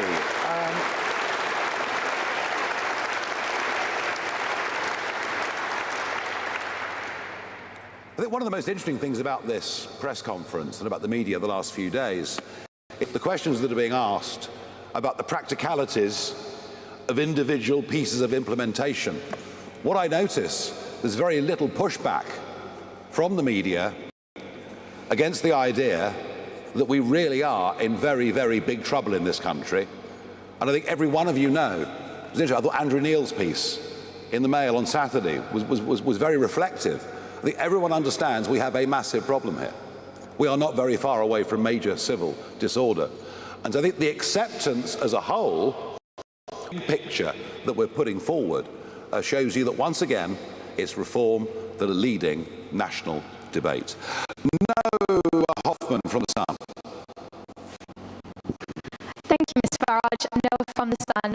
You were just mentioning there about this growing anger, this seething anger at Sir Keir Starmer for what some people think putting the human rights of foreign rapists above British families. But there's still around 4 years until another general election, and a lot of people will be feeling very helpless and like they want something to happen quicker than that time. So how would you recommend members of the public should put pressure on a Labour government to do more than just cite human rights laws and actually tackle this issue? I think that one of the things I've learned over quite a long time in this game is that if you lead with arguments, if you get the public to follow you, the other politicians start to change their tune. And let's face it, this is a Labour government famed for its number of U-turns already. So I would urge everybody out there that's got a Labour MP to go to that MP and say to him or her, unless you get a grip on this, we will absolutely not be voting for you next time round and you will lose your seat. And if that happens on a big enough scale, I think it could be a remarkable effect of concentrating the mind. 4 years to the next election? Do you really think so?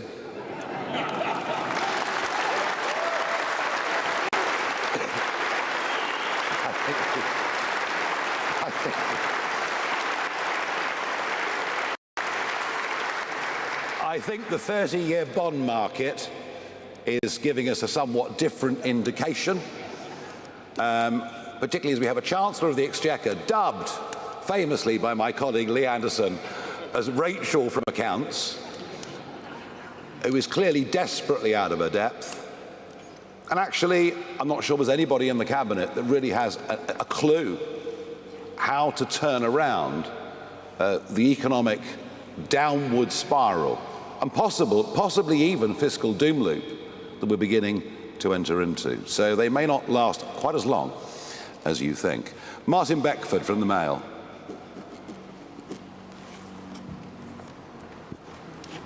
Thank you very much. Martin Beckford from the Daily Mail. We know that Afghans make up the largest proportion of small boat crossings, about 6,000 in the past year.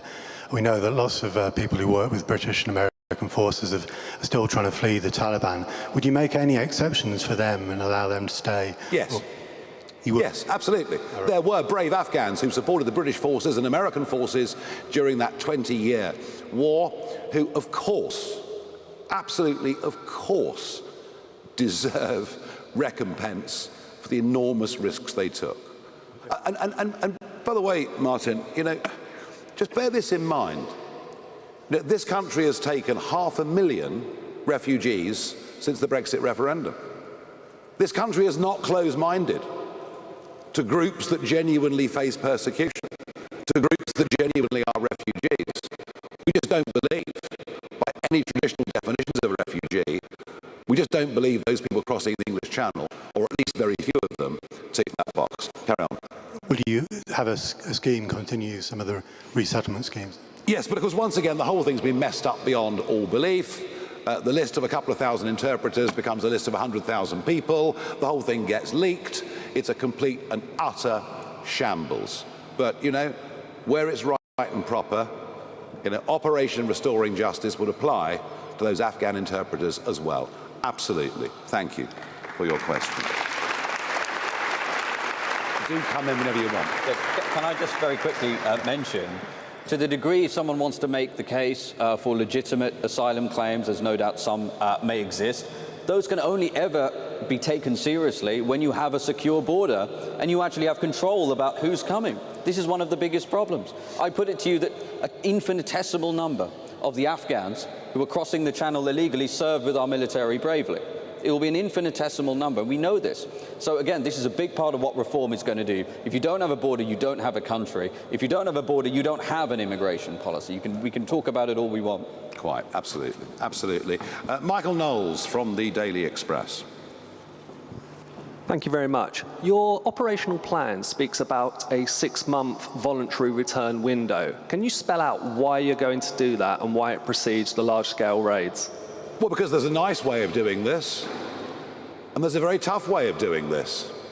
And if people think, crikey, you know, they're breathing down my neck, they're actually going to catch up with me and deport me, I might as well take the offer of £2,500 and a free, comfortable flight back to my home country. Difficult to assess just how successful that will or will not be. But if you think, you know, this time next week they're going to be knocking on my door, I suggest quite a few people might take that up. And I think that is, you know, that is part of our sort of carrot and stick approach to individuals illegally in Britain, but equally to other countries as well. Yeah. You know, we will try to make it easy. And after all, the countries we're talking about, we're giving nearly all of them foreign aid anyway. So there are ways that we can offer them constructive deals to take back their people, or we can get tougher by applying diplomatic or economic pressure.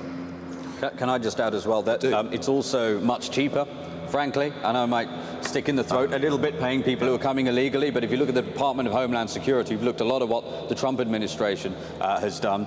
The DHS have said, you know, their voluntary programs about $1,000, $1,500 relative to $17,000 for an enforced deportation. And as Nigel said, one of the things that will happen immediately once we pass this legislation is UK Deportation Command will start issuing letters informing them, we know we're on to you, and if you don't take this voluntary program, you're gone forcibly in 6 months' time. Yeah. James Hill, Spectator. The risk of a British Bill of Rights is that it simply empowers those same activist judges that you've decried here today. Would it not be preferable instead to simply repeal the 1998 Human Rights Act, leave the ECHR and go back to the old system of legal governance? Yeah, I mean, common law really is what you're talking about, and that's how we used to do it. And, you know, our tradition has always been that we're free-born people, that everything is allowed, unless there is a law that specifically prohibits us from doing something, as opposed to the more European system of state-given human rights, which incidentally they can withdraw pretty much at a moment's notice. Look, we've used the Bill of Rights as a term because it is an historic term in British history, but it won't be full of European-style human rights. It'll be a reassertion of what the basic liberties are of people in this country. And let me assure you of one thing. It will include the right to free speech, which I'm afraid to say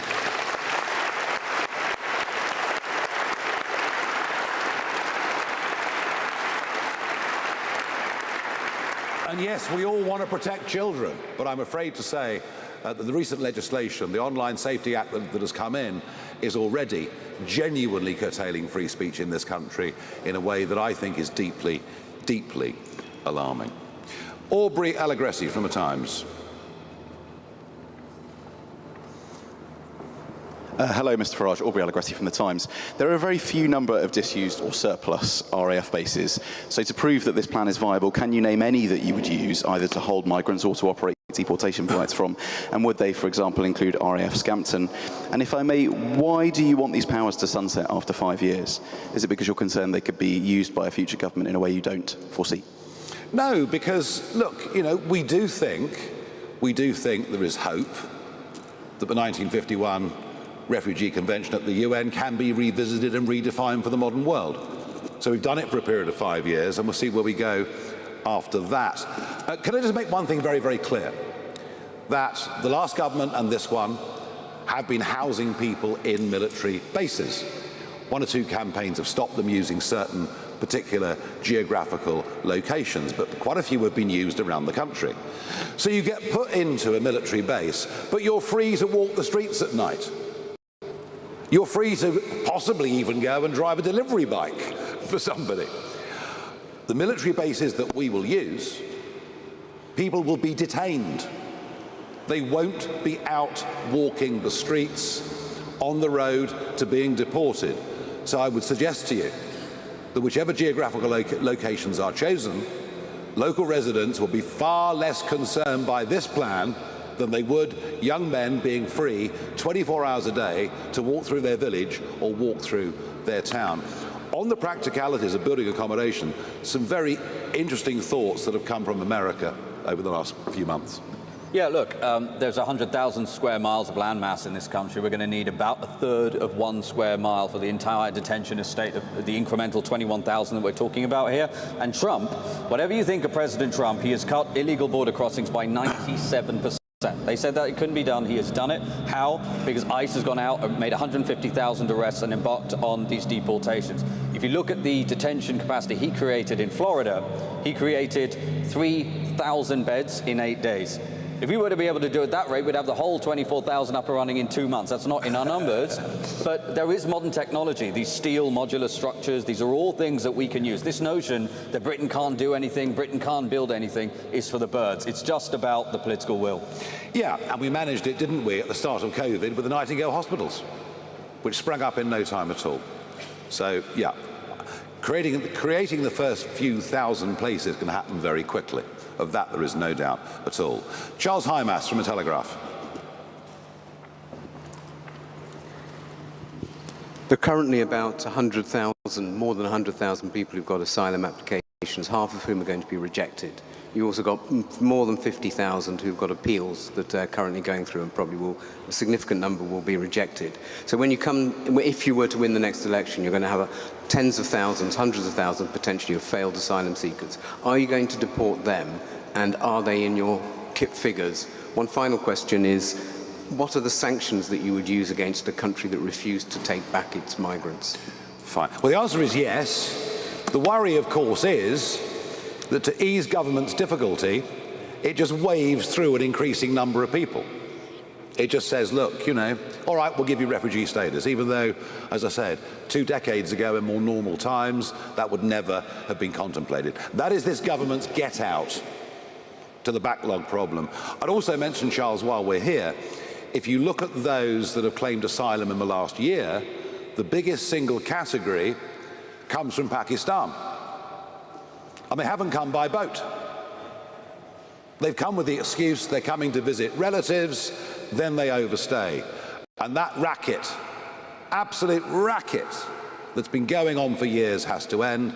The same applies to students who come here and then deliberately and willfully overstay. And one of the most remarkable things about those stats is under half of all people making these claims have come by boat.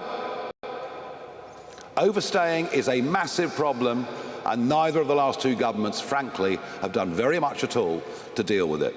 There are overstayers now being deported on a relatively small scale, but nobody is actually gripping this issue. We'll give the Telegraph 2 questions, shall we? A question, Camilla? Very generous. This is for the Daily Tea podcast. You mentioned earlier that there are 3 million people on social housing waiting lists. 1.3, I said. 1.3. Would it be your policy to have a British first approach to appointing housing when it comes to local areas? Some local areas do look at localism, but others don't. Would that be a blanket policy? And while we're speaking about housing, what's your reaction to the revelation that the Deputy Prime Minister, Angela Rayner, has got an £800,000 second home in Hove? Do you think it's hypocritical? Should MPs have second homes? So, I would say this to you. Isn't it funny that the residence that Angela Rayner is living in London is now coming under criticism from James Cleverly? He wasn't complaining when Michael Gove lived there. So it's just party politics.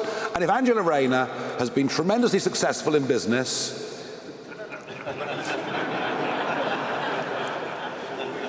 and managed to acquire a property portfolio and done it properly, well, jolly good luck to her. And this sort of whole sort of hair shirt approach. I mean, I think probably most of the press want politicians in sackcloth and ashes, would like us all to go vegan and give up drinking. Well, it's not happening here. That I can assure you. Do you want to answer the other bit or not? We are opposed to two-tier justice within our country. We are opposed to two-tier policing within our country. We are opposed to two-tier sentencing. We've just seen Lucy Connolly coming out of prison as Ricky Jones walks free. And yes, I know the circumstances were different. But we are pro a two-tier approach from government when it's deciding who are the priorities for housing, for benefits, for any of these things. Is it British-born people, or is it people swanning in from all over the world? And we are pro British in this country having more rights than those that have recently come. Yes, yes, yes. And in time,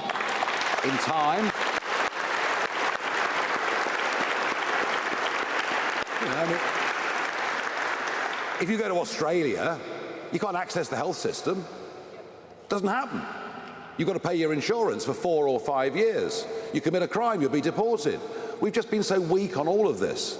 We welcome those that will come, will benefit our society, integrate, contribute, and in time become British citizens and have the full rights of everybody else. But I'm afraid that's just not what is actually going on. It hasn't been, frankly, for many, many years. Natasha Clark from LBC. We are getting towards the end, folks, I promise you. Natasha from LBC. You talk about a self-deport app in your document today. Can you tell us about how that would work? And second, you talk about the risk of unrest on our streets. You obviously know this plan is going to face legal challenges, operational issues, political pressure. Your opponents are going to absolutely throw the book at you to try and stop this. What is your message, firstly to them, and secondly to voters whose trust is absolutely on the floor over this issue? Prime Ministers have repeatedly failed to do enough about this, and it's this very tricky problem. We've got years of promises. Why should the public trust you? Well, you're right. I mean, every Prime Minister since David Cameron has said clearly, if you come to Britain illegally, you will be removed. And they all do it. And none deliver. Although I think they say it because they think the public wants to hear it, rather than they actually mean it. The fundamental point of your question is correct.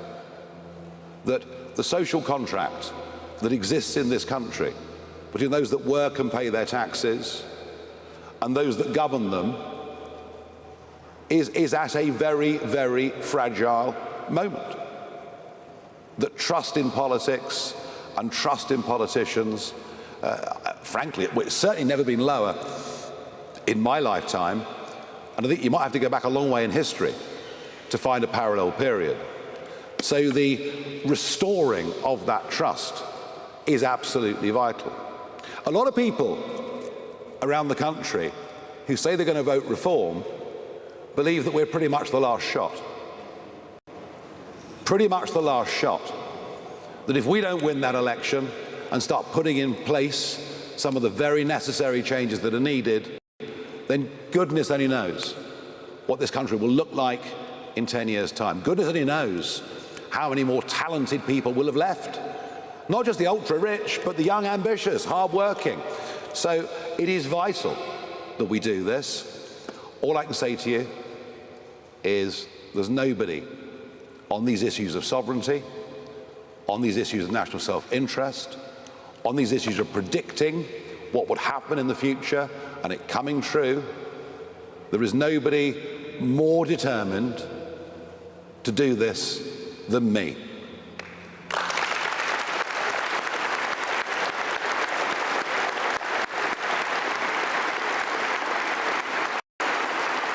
Okay, Eleanor Langford from the iPaper. Hello, Mr. Farage. Just to confirm, are you willing to negotiate with the Taliban and potentially pay them tens of millions of pounds to allow increased returns from the UK? And one more, if I may. Are you concerned that leaving the ECHR could jeopardise the Good Friday Agreement? Could jeopardise?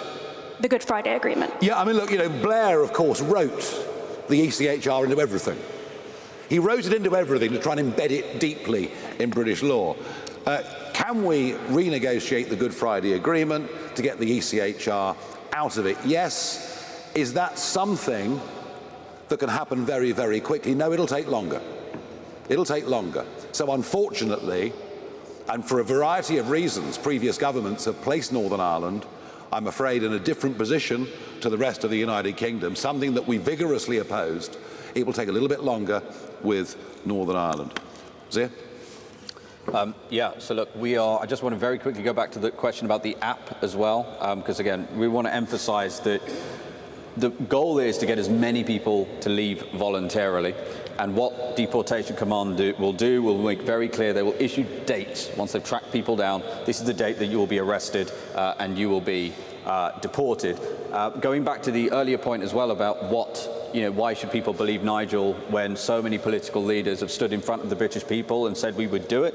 Well, one of the signs that this is going to work is how, number one, the human rights lawyers, the so-called human rights lawyers, are furious. That's a really good positive indicator that this plan will work, because these people, there's an industrial complex. I've seen this in courtrooms, an industrial complex of so-called human rights lawyers who defend the human rights of foreign citizens at the expense of British ones. And to James Heal's question earlier about the British Bill of Rights, I will tell you this.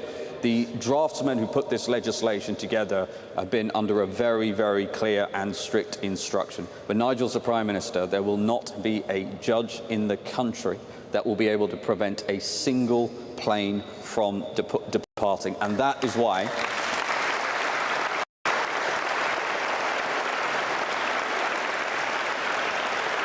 that is why we are clearing the decks from a legislative standpoint. Yeah. Anna Gross, Financial Times.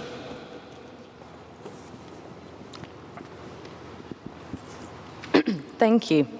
You said that we're facing a massive and unprecedented crisis of people coming over to the country to claim asylum. The numbers have gone up. It was 108,000 in 2024, but this was only the 17th highest number in Europe per capita of the population.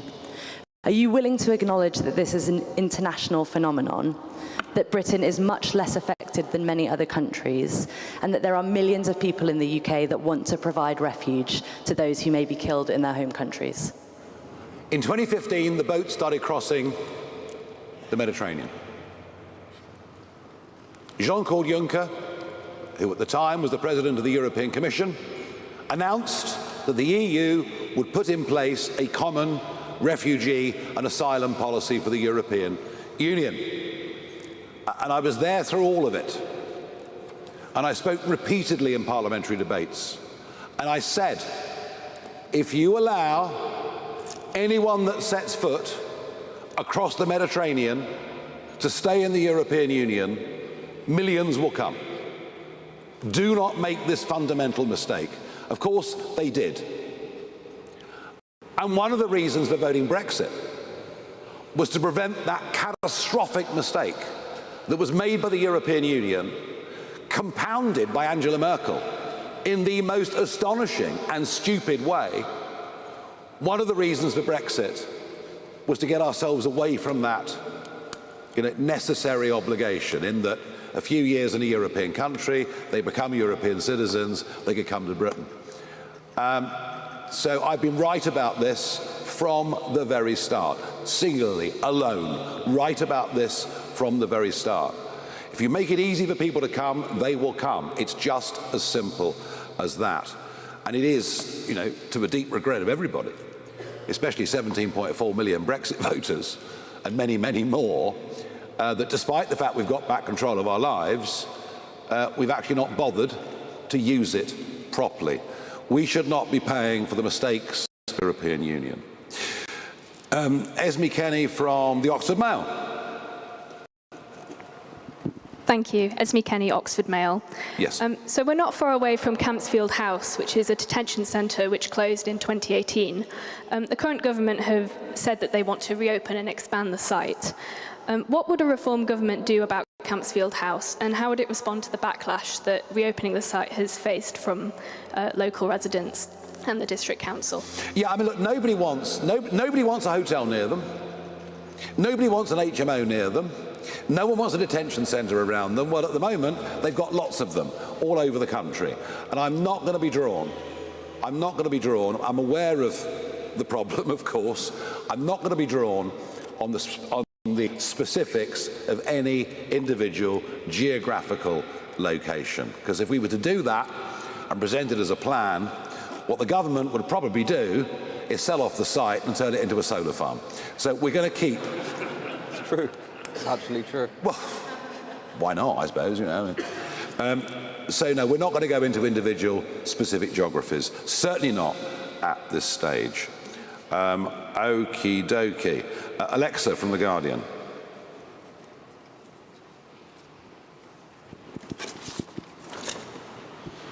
Thank you. Elita Addy from The Guardian. Misspelled, sorry. Yeah. Sorry. Your plan promises mass deportations at a cost of £10 billion over 5 years, yet the Centre for Migration Control, which is led by your former colleague Rupert Lowe, proposed a near identical plan at a cost of around £47.5 billion. So why do you believe you can deliver the same scale of deportations for less than a fifth of that price? Because Zia's really good at maths. Okay, right, now, the last question of this conference goes to David Burke of the Daily Mirror. This is the last one. David, where are you? Thank you very much, Mr. Farage. Last year you said that Judeo-Christian values were at the root of everything in this country. You've previously called for a muscular defence of Christianity. We saw under the Tories, the Church of England bishops were probably among the most vocal critics of the Rwanda plan when it came to the Lords. It seems, frankly, ludicrous that they'd fall behind sending people to the Taliban, to Eritrea, to Iran and so forth. If you found yourself in a position where senior Christian leaders opposed the plans on moral grounds, are you prepared to say, I don't care, and do it anyway? And if so, isn't there a hypocrisy built into that? Well, look, I mean, whoever the Christian leaders are at any given point in time, I think over the last decades, quite a few of them have been rather out of touch, perhaps with their own flock. Given the types of people appointed to be the Archbishop of Canterbury, that's probably the biggest understatement of the day. We believe that what we're offering is right and proper. And we believe for a political party that was founded around the slogan of family, community, country, that we are doing right by all of those things with these plans we put forward today. Somebody else asked me a moment ago about the pressures from the establishment that we'll face. Yes, of course there'll be pressures from the establishment. Of course there'll be condemnation from all sorts of parts of society. But no big, fundamental change that advances people's lives ever comes without a battle against the establishment, a battle against the existing interests, as Zia mentioned a moment ago, the human rights industry, etc. Some of this will be hard. But that's why we have to get a proper mandate for it at an election. And it's why I believe that as a result of what we're doing today, the general centre of gravity of this debate will move considerably between now and the next general election. And I think a lot of people who maybe now are criticised, I've noticed actually one or two commentators, you know, who would have been, even a handful of years ago, would have said really quite vicious things in their commentaries about these proposals, are now saying, well, you know what, actually, you know, I can't walk down the King's Road and wear jewellery anymore.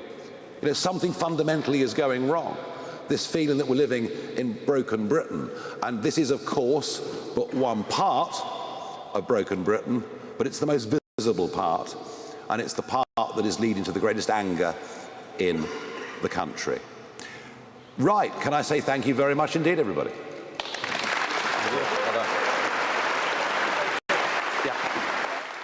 Performance, I would say, by Nigel Farage, Bev. It was a very professional performance. Really powerful, very powerful, uncompromising message. Mark, sum up Mark White's with us, what he said in that hour.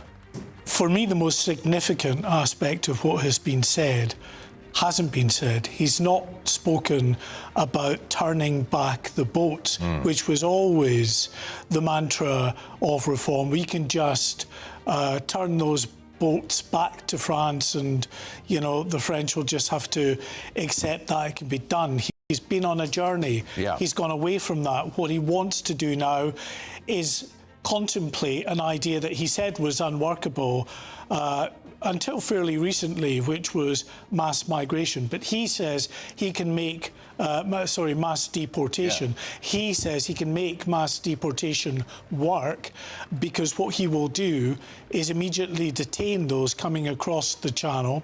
They will be housed in former military bases, but unlike Wethersfield, where in Essex, where you've got people who are very concerned about thousands of migrants potentially being housed there, he won't let people out to wander around local towns and villages. He is going to keep them in these camps until it's time to deport them.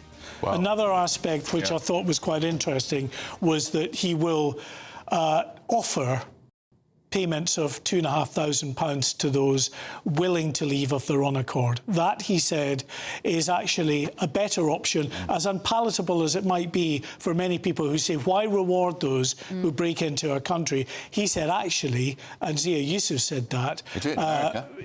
They do it in America. They do it in America, and he said that you're talking about £2,500 versus £17,000 to deport someone forcibly with all the security around that individual. Fascinating. Okay. All right, Mark. Now, we've got the panel with us, Dr. Renee Hunkerkamp and Nigel Nelson-Judy, but before we get to them, Bev, some of your colleagues have sent these messages as you prepare to move stateside. Take a listen. Bev, I've known you for a long time, I've worked for you for a long time, and I just know this is your time, this is your place, America is your place, you are going to shine. Yeah, Bev, you're going to absolutely smash it. America, be ready for Bev Turner. They're going to love you, they're going to love your accent, they're going to love how glamorous you are. Bev, I'm so sad that you're leaving Britain, but so excited that you're going to go and conquer the United States of America. And I can't wait to see what you and Ben Leo are going to do in America. Hi, Bev. I just wanted, before you went, to say congratulations on this fantastic posting, and I hope you have a fantastic time on your big political adventure in Washington, D.C. Just to say, well, actually, I'm not even going to say good luck. You don't need it. You're going to bring Washington down like a storm, bringing us the inside track of everything from D.C. It's going to be amazing. You're going to have a fantastic time. I can't wait to see the show. You are going to completely smash it. We had a little snippet of what you're going to be serving up when President Trump came to Scotland. Oh my goodness, you're going to get those headlines, Bev. You are going to get them. Keep doing what you're doing.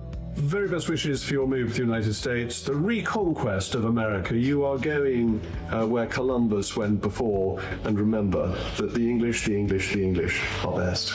Good luck, Bev. Off to America. We're all going to miss you so much here at GB News, but we're really, really excited about GB News. America, and you are the perfect person to be fronting it. We can't wait to watch you, although it's going to be so hard not seeing you in the studio. Yeah, we're going to miss you hugely, Bev. We know you are absolutely going to smash it. You will be. You're going to have them on the run. Your fair, Miss Torbs here. I'm in San Francisco, America's wokest city. This country needs you to save it from this nonsense. One of your original presenters on GBNews, now the OG presenter in America. It's going to be big. It's going to be beautiful. It's going to be their Turner. Beverly Turner from Ben Leo. You know I love you very much. I really appreciate you. You are one of the UK's, indeed the world's greatest thinkers, and it's a privilege for me to be spending my next adventure with you as great teammates in the United States. Good luck to you. You won't need it because you're a legend. We saw that at Turnberry, and I'm looking forward to seeing you in just a few weeks. Love you. Wow.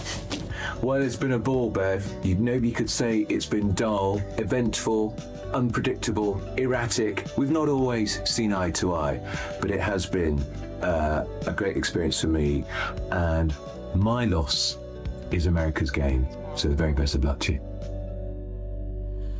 Oh, that was quite emotional. I got quite tearful then. Well, the people are very fond of you, but great outpouring of love and affection and admiration for what you're going to do. And I'm going to, honestly, I mean, I'm not leaving GB News. No. Let's just be clear. I am going to be hosting a show Monday to Thursday. You're going to be seeing me all over every show. Hopefully, I'll be popping up here and there. I'll do some exclusive bits for Andrew here. I'll send in. You'd say. I'll send in some special. Just thought that was getting away from her. I'll send you some special bits. And, of course, in Washington, I will be 5 hours behind you here. So, no doubt, I will also be dropping in. I may not do this because it'll be like 4 o'clock in the morning, Andrew, 4:30 in the morning. I may not get up at that time for you. But I will be doing pre-recorded stuff for Britain's Newsroom. I will be across channel. And, honestly, I love this place. I love our GB News family. When you go to other channels and people are talking about each other like that on the telly, it's never real, is it? No. It's fake.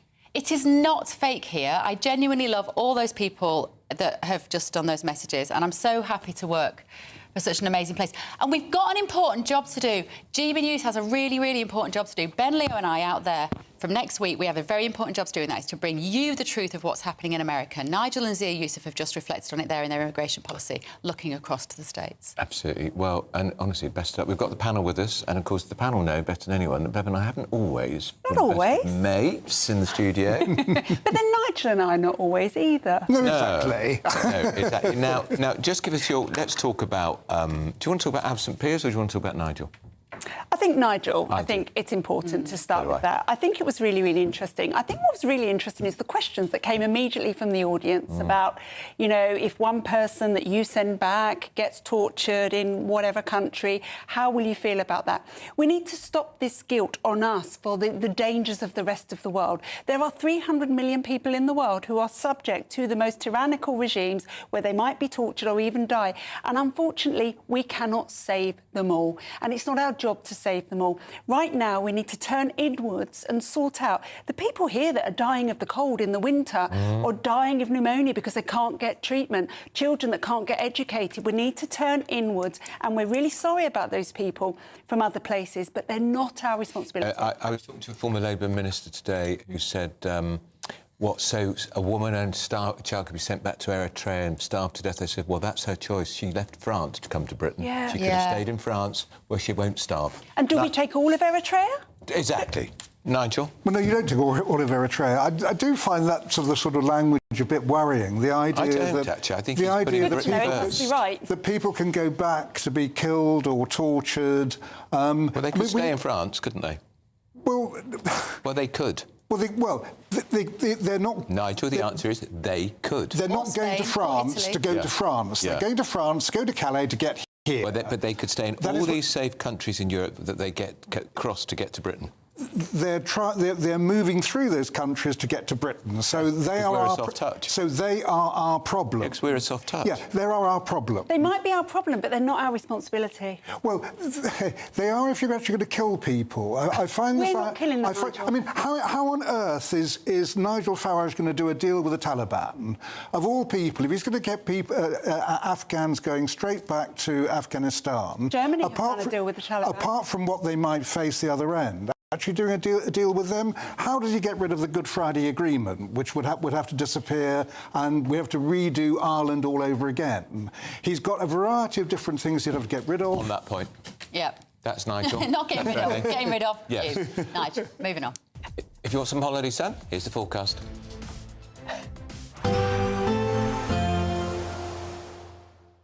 You're looking happy. Well, the forecast looks good. So you've sorted the travel insurance then? All Clear Travel Insurance sponsors GB News Travel Destinations Forecast. Hello. Well, there's plenty of sunny spells across Europe, but also some widespread thunderstorms developing. So across much of Madeira and the Canary Islands, a few showers here and breezy. Across Spain, fine with plenty of sunshine. But here are those thunderstorms with the risk of hail and lightning. Across Greece, much of the country seeing plenty of sunshine here. And as we go through the week, there'll still be some showers around, but also plenty of sunshine still, and temperatures up to 33. All Clear Travel Insurance sponsors GB News Travel Destinations Forecast. Welcome back to Britain's Newsroom with Andrew and Beth. Hello everyone, Patrick Christie's here. I'm Michelle Dewberry. Britain's News Channel. Access the stories that matter to you. Take the GB News family with you on any device. And as long as you have an internet connection, tune in to GB News anywhere on the planet or beyond. GB News, the People's Channel, Britain's news channel. Britain was once the envy of the world. But look around. A nation that no longer knows what it is or where it's going. A country that's broken. How do we fix Britain? How do we bring it back? Friday night with Matt Goodwin at 8 p.m, only on GB News.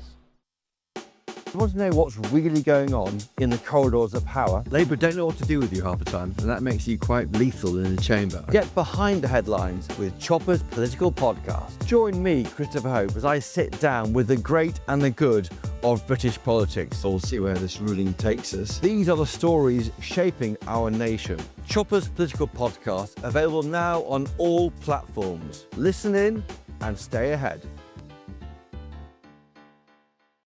It's Patrick Christie's Tonight, and here we do things differently. It's explaining the absolute madness of this, doesn't it? It's explosive. I mean, this is very good. It's lively. 850. Your government sat there, Sean, and it did nothing. It's controversial. And the Middle East has been in turmoil since before I was born. It's everything you need to kickstart your evening. Everyone's had their Weetabix tonight. I love to see it. That's Patrick Christie's Tonight, weeknights from 9 p.m. Only on GB News, the People's Channel, Britain's news channel. At GB News, we love to hear from you, our loyal community. So drop us a line at gbnews.com/your say. There you can talk to each other and also to the presenters live on air. gbnews.com/your say, because GB News is your channel, Britain's news channel. Hi, I'm Michelle Dewberry, and my show is your opportunity to cut through all the noise and dive in headfirst to some robust debates. Ideas clash. Situation, no, isn't it? No, Because the failure is... You're the failure is... deliberately avoiding my point. Nothing's held back. And if you think this is the end of it, wait for more. And we do not shy away from the difficult stuff. Sometimes I want to shake people and say, if only you understood. So join me on Jubes & Co. weeknights at 6 p.m, only on GB News, Britain's news channel. Join me, Nana Akwe, for an informative, interactive news programme with a difference. It's fun. No, he didn't say that, Dave. I'm so surprised. I think there's an element of truth to that. Join me from 3 p.m. every weekend, only on GB News, Britain's news channel.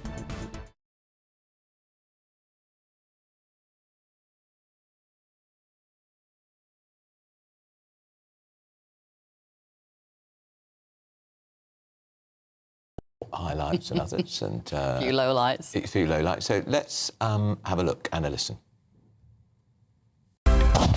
Morning, Tuesday, 4th of February. She's just about got here. Live across the UK, this is Britain's Newsroom with Andrew Pearce and Bev Turner. When it gets so hot that the sweat no longer cools you down, you literally boil in your own sweat. I know that sounds like complete exaggeration. It does actually. When it gets...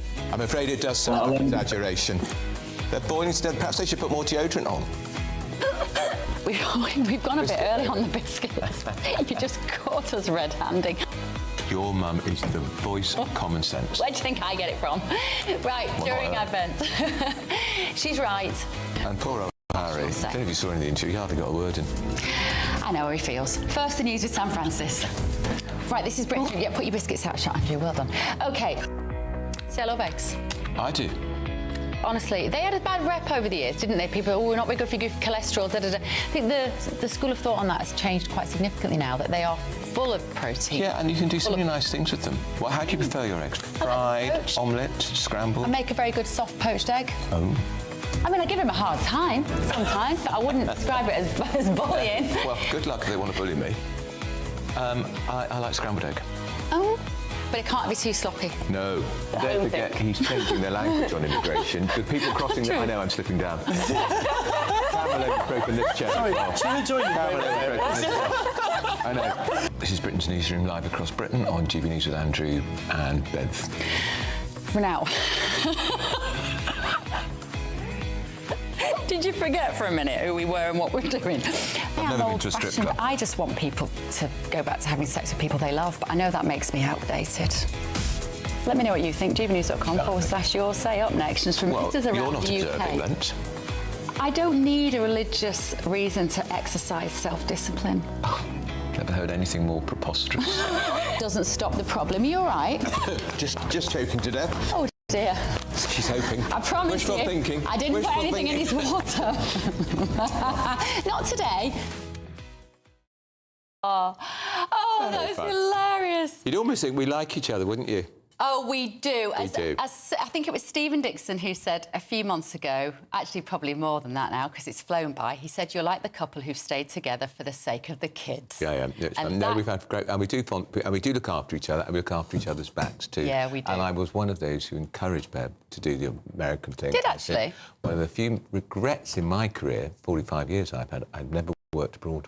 Questioned his motives, obviously, ladies and gentlemen. Thinking he wanted to get rid of me. It is a one-way ticket, presumably, to Washington. But yeah, it's a great opportunity. I'm so grateful for the opportunity, genuinely. I love doing this show. We have such a giggle, as you can see, and I love all our viewers at home. I've got to say messages. as well, the numbers watching and listening are at an all-time high, aren't they? You're telling me that since I've been in the last 2 weeks. Thanks, Andrew. For weeks and weeks now, we've been really having terrific figures because I think people like it. So this and Miriam's doing a lovely job.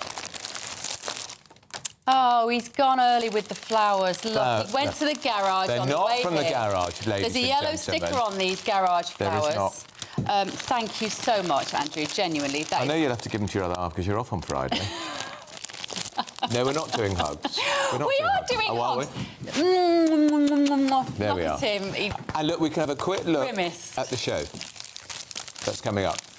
Oh, apparently. Here it comes. Okay, there it is. This That's is going it. to be... That is Beverly Turner in America, The Late Show. And Beverly, from the deepest of my heart, the very best of luck. You'll be brilliant. Please stay watching. I'm going to be on at midnight Monday to Thursdays. I'm going to need you to stick around in your pyjamas. You can still talk to me on this. I will see you very soon. That's it from Britain's Newsroom. Here's the weather. Expect warm spells with the odd rude interruption. Box Boiler sponsors the weather on GB News. Good morning, welcome to your GB News weather update from the Met Office. It's going to be more changeable as we go through this week. Showers focused in the west, but still dry and warm in the southeast today. So we do have a band of rain across the east of Scotland into northern England and the southeast, but it will generally start fragmenting, leaving just a legacy of cloud. And in fact, it's actually going to be turning much drier and brighter across the southeast of England as we go through the afternoon. But behind that, it's a case of sunny spells, scattered showers, feeling cooler than on Monday, especially in the west, but across the east, highs of 26 degrees. So through the rest of this evening, then we still hold on showers, especially across western parts of Scotland. Could still be heavy at times with any late evening sunny spells across the east. Similar picture across Northern Ireland with scattered showers here to end the day. Otherwise, for many places across northern England into Wales and the southwest, it is generally largely dry. Just a few showers around, always driest for the longest across the southeast, leaving a largely fine end to the day. Now, as we go through Tuesday night, again, a few showers across Scotland, but another system approaching from the southwest, and this will start pushing in during the early hours into Northern Ireland. But otherwise, temperatures just a touch down overnight as we start Wednesday morning, around 13 to 15 degrees.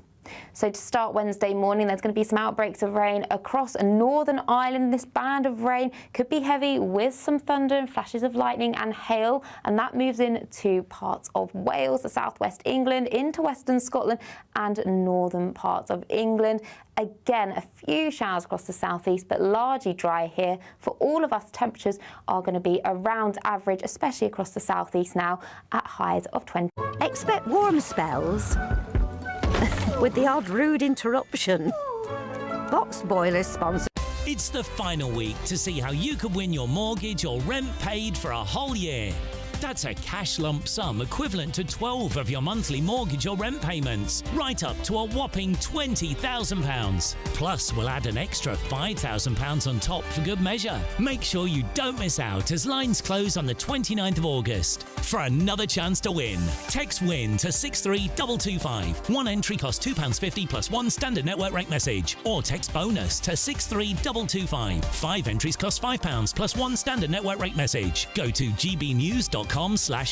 Entry start at £2.50. Call 0903 686 3232. Calls cost £2.50 plus your network access charge. Or post your name and number to GB15 PO Box 8690 Derby DE1 9TT. UK only. Entrance must be 18 or over. Lines close at 4 p.m. on the 29th of August. Please check the closing time if listening or watching on demand. Good luck.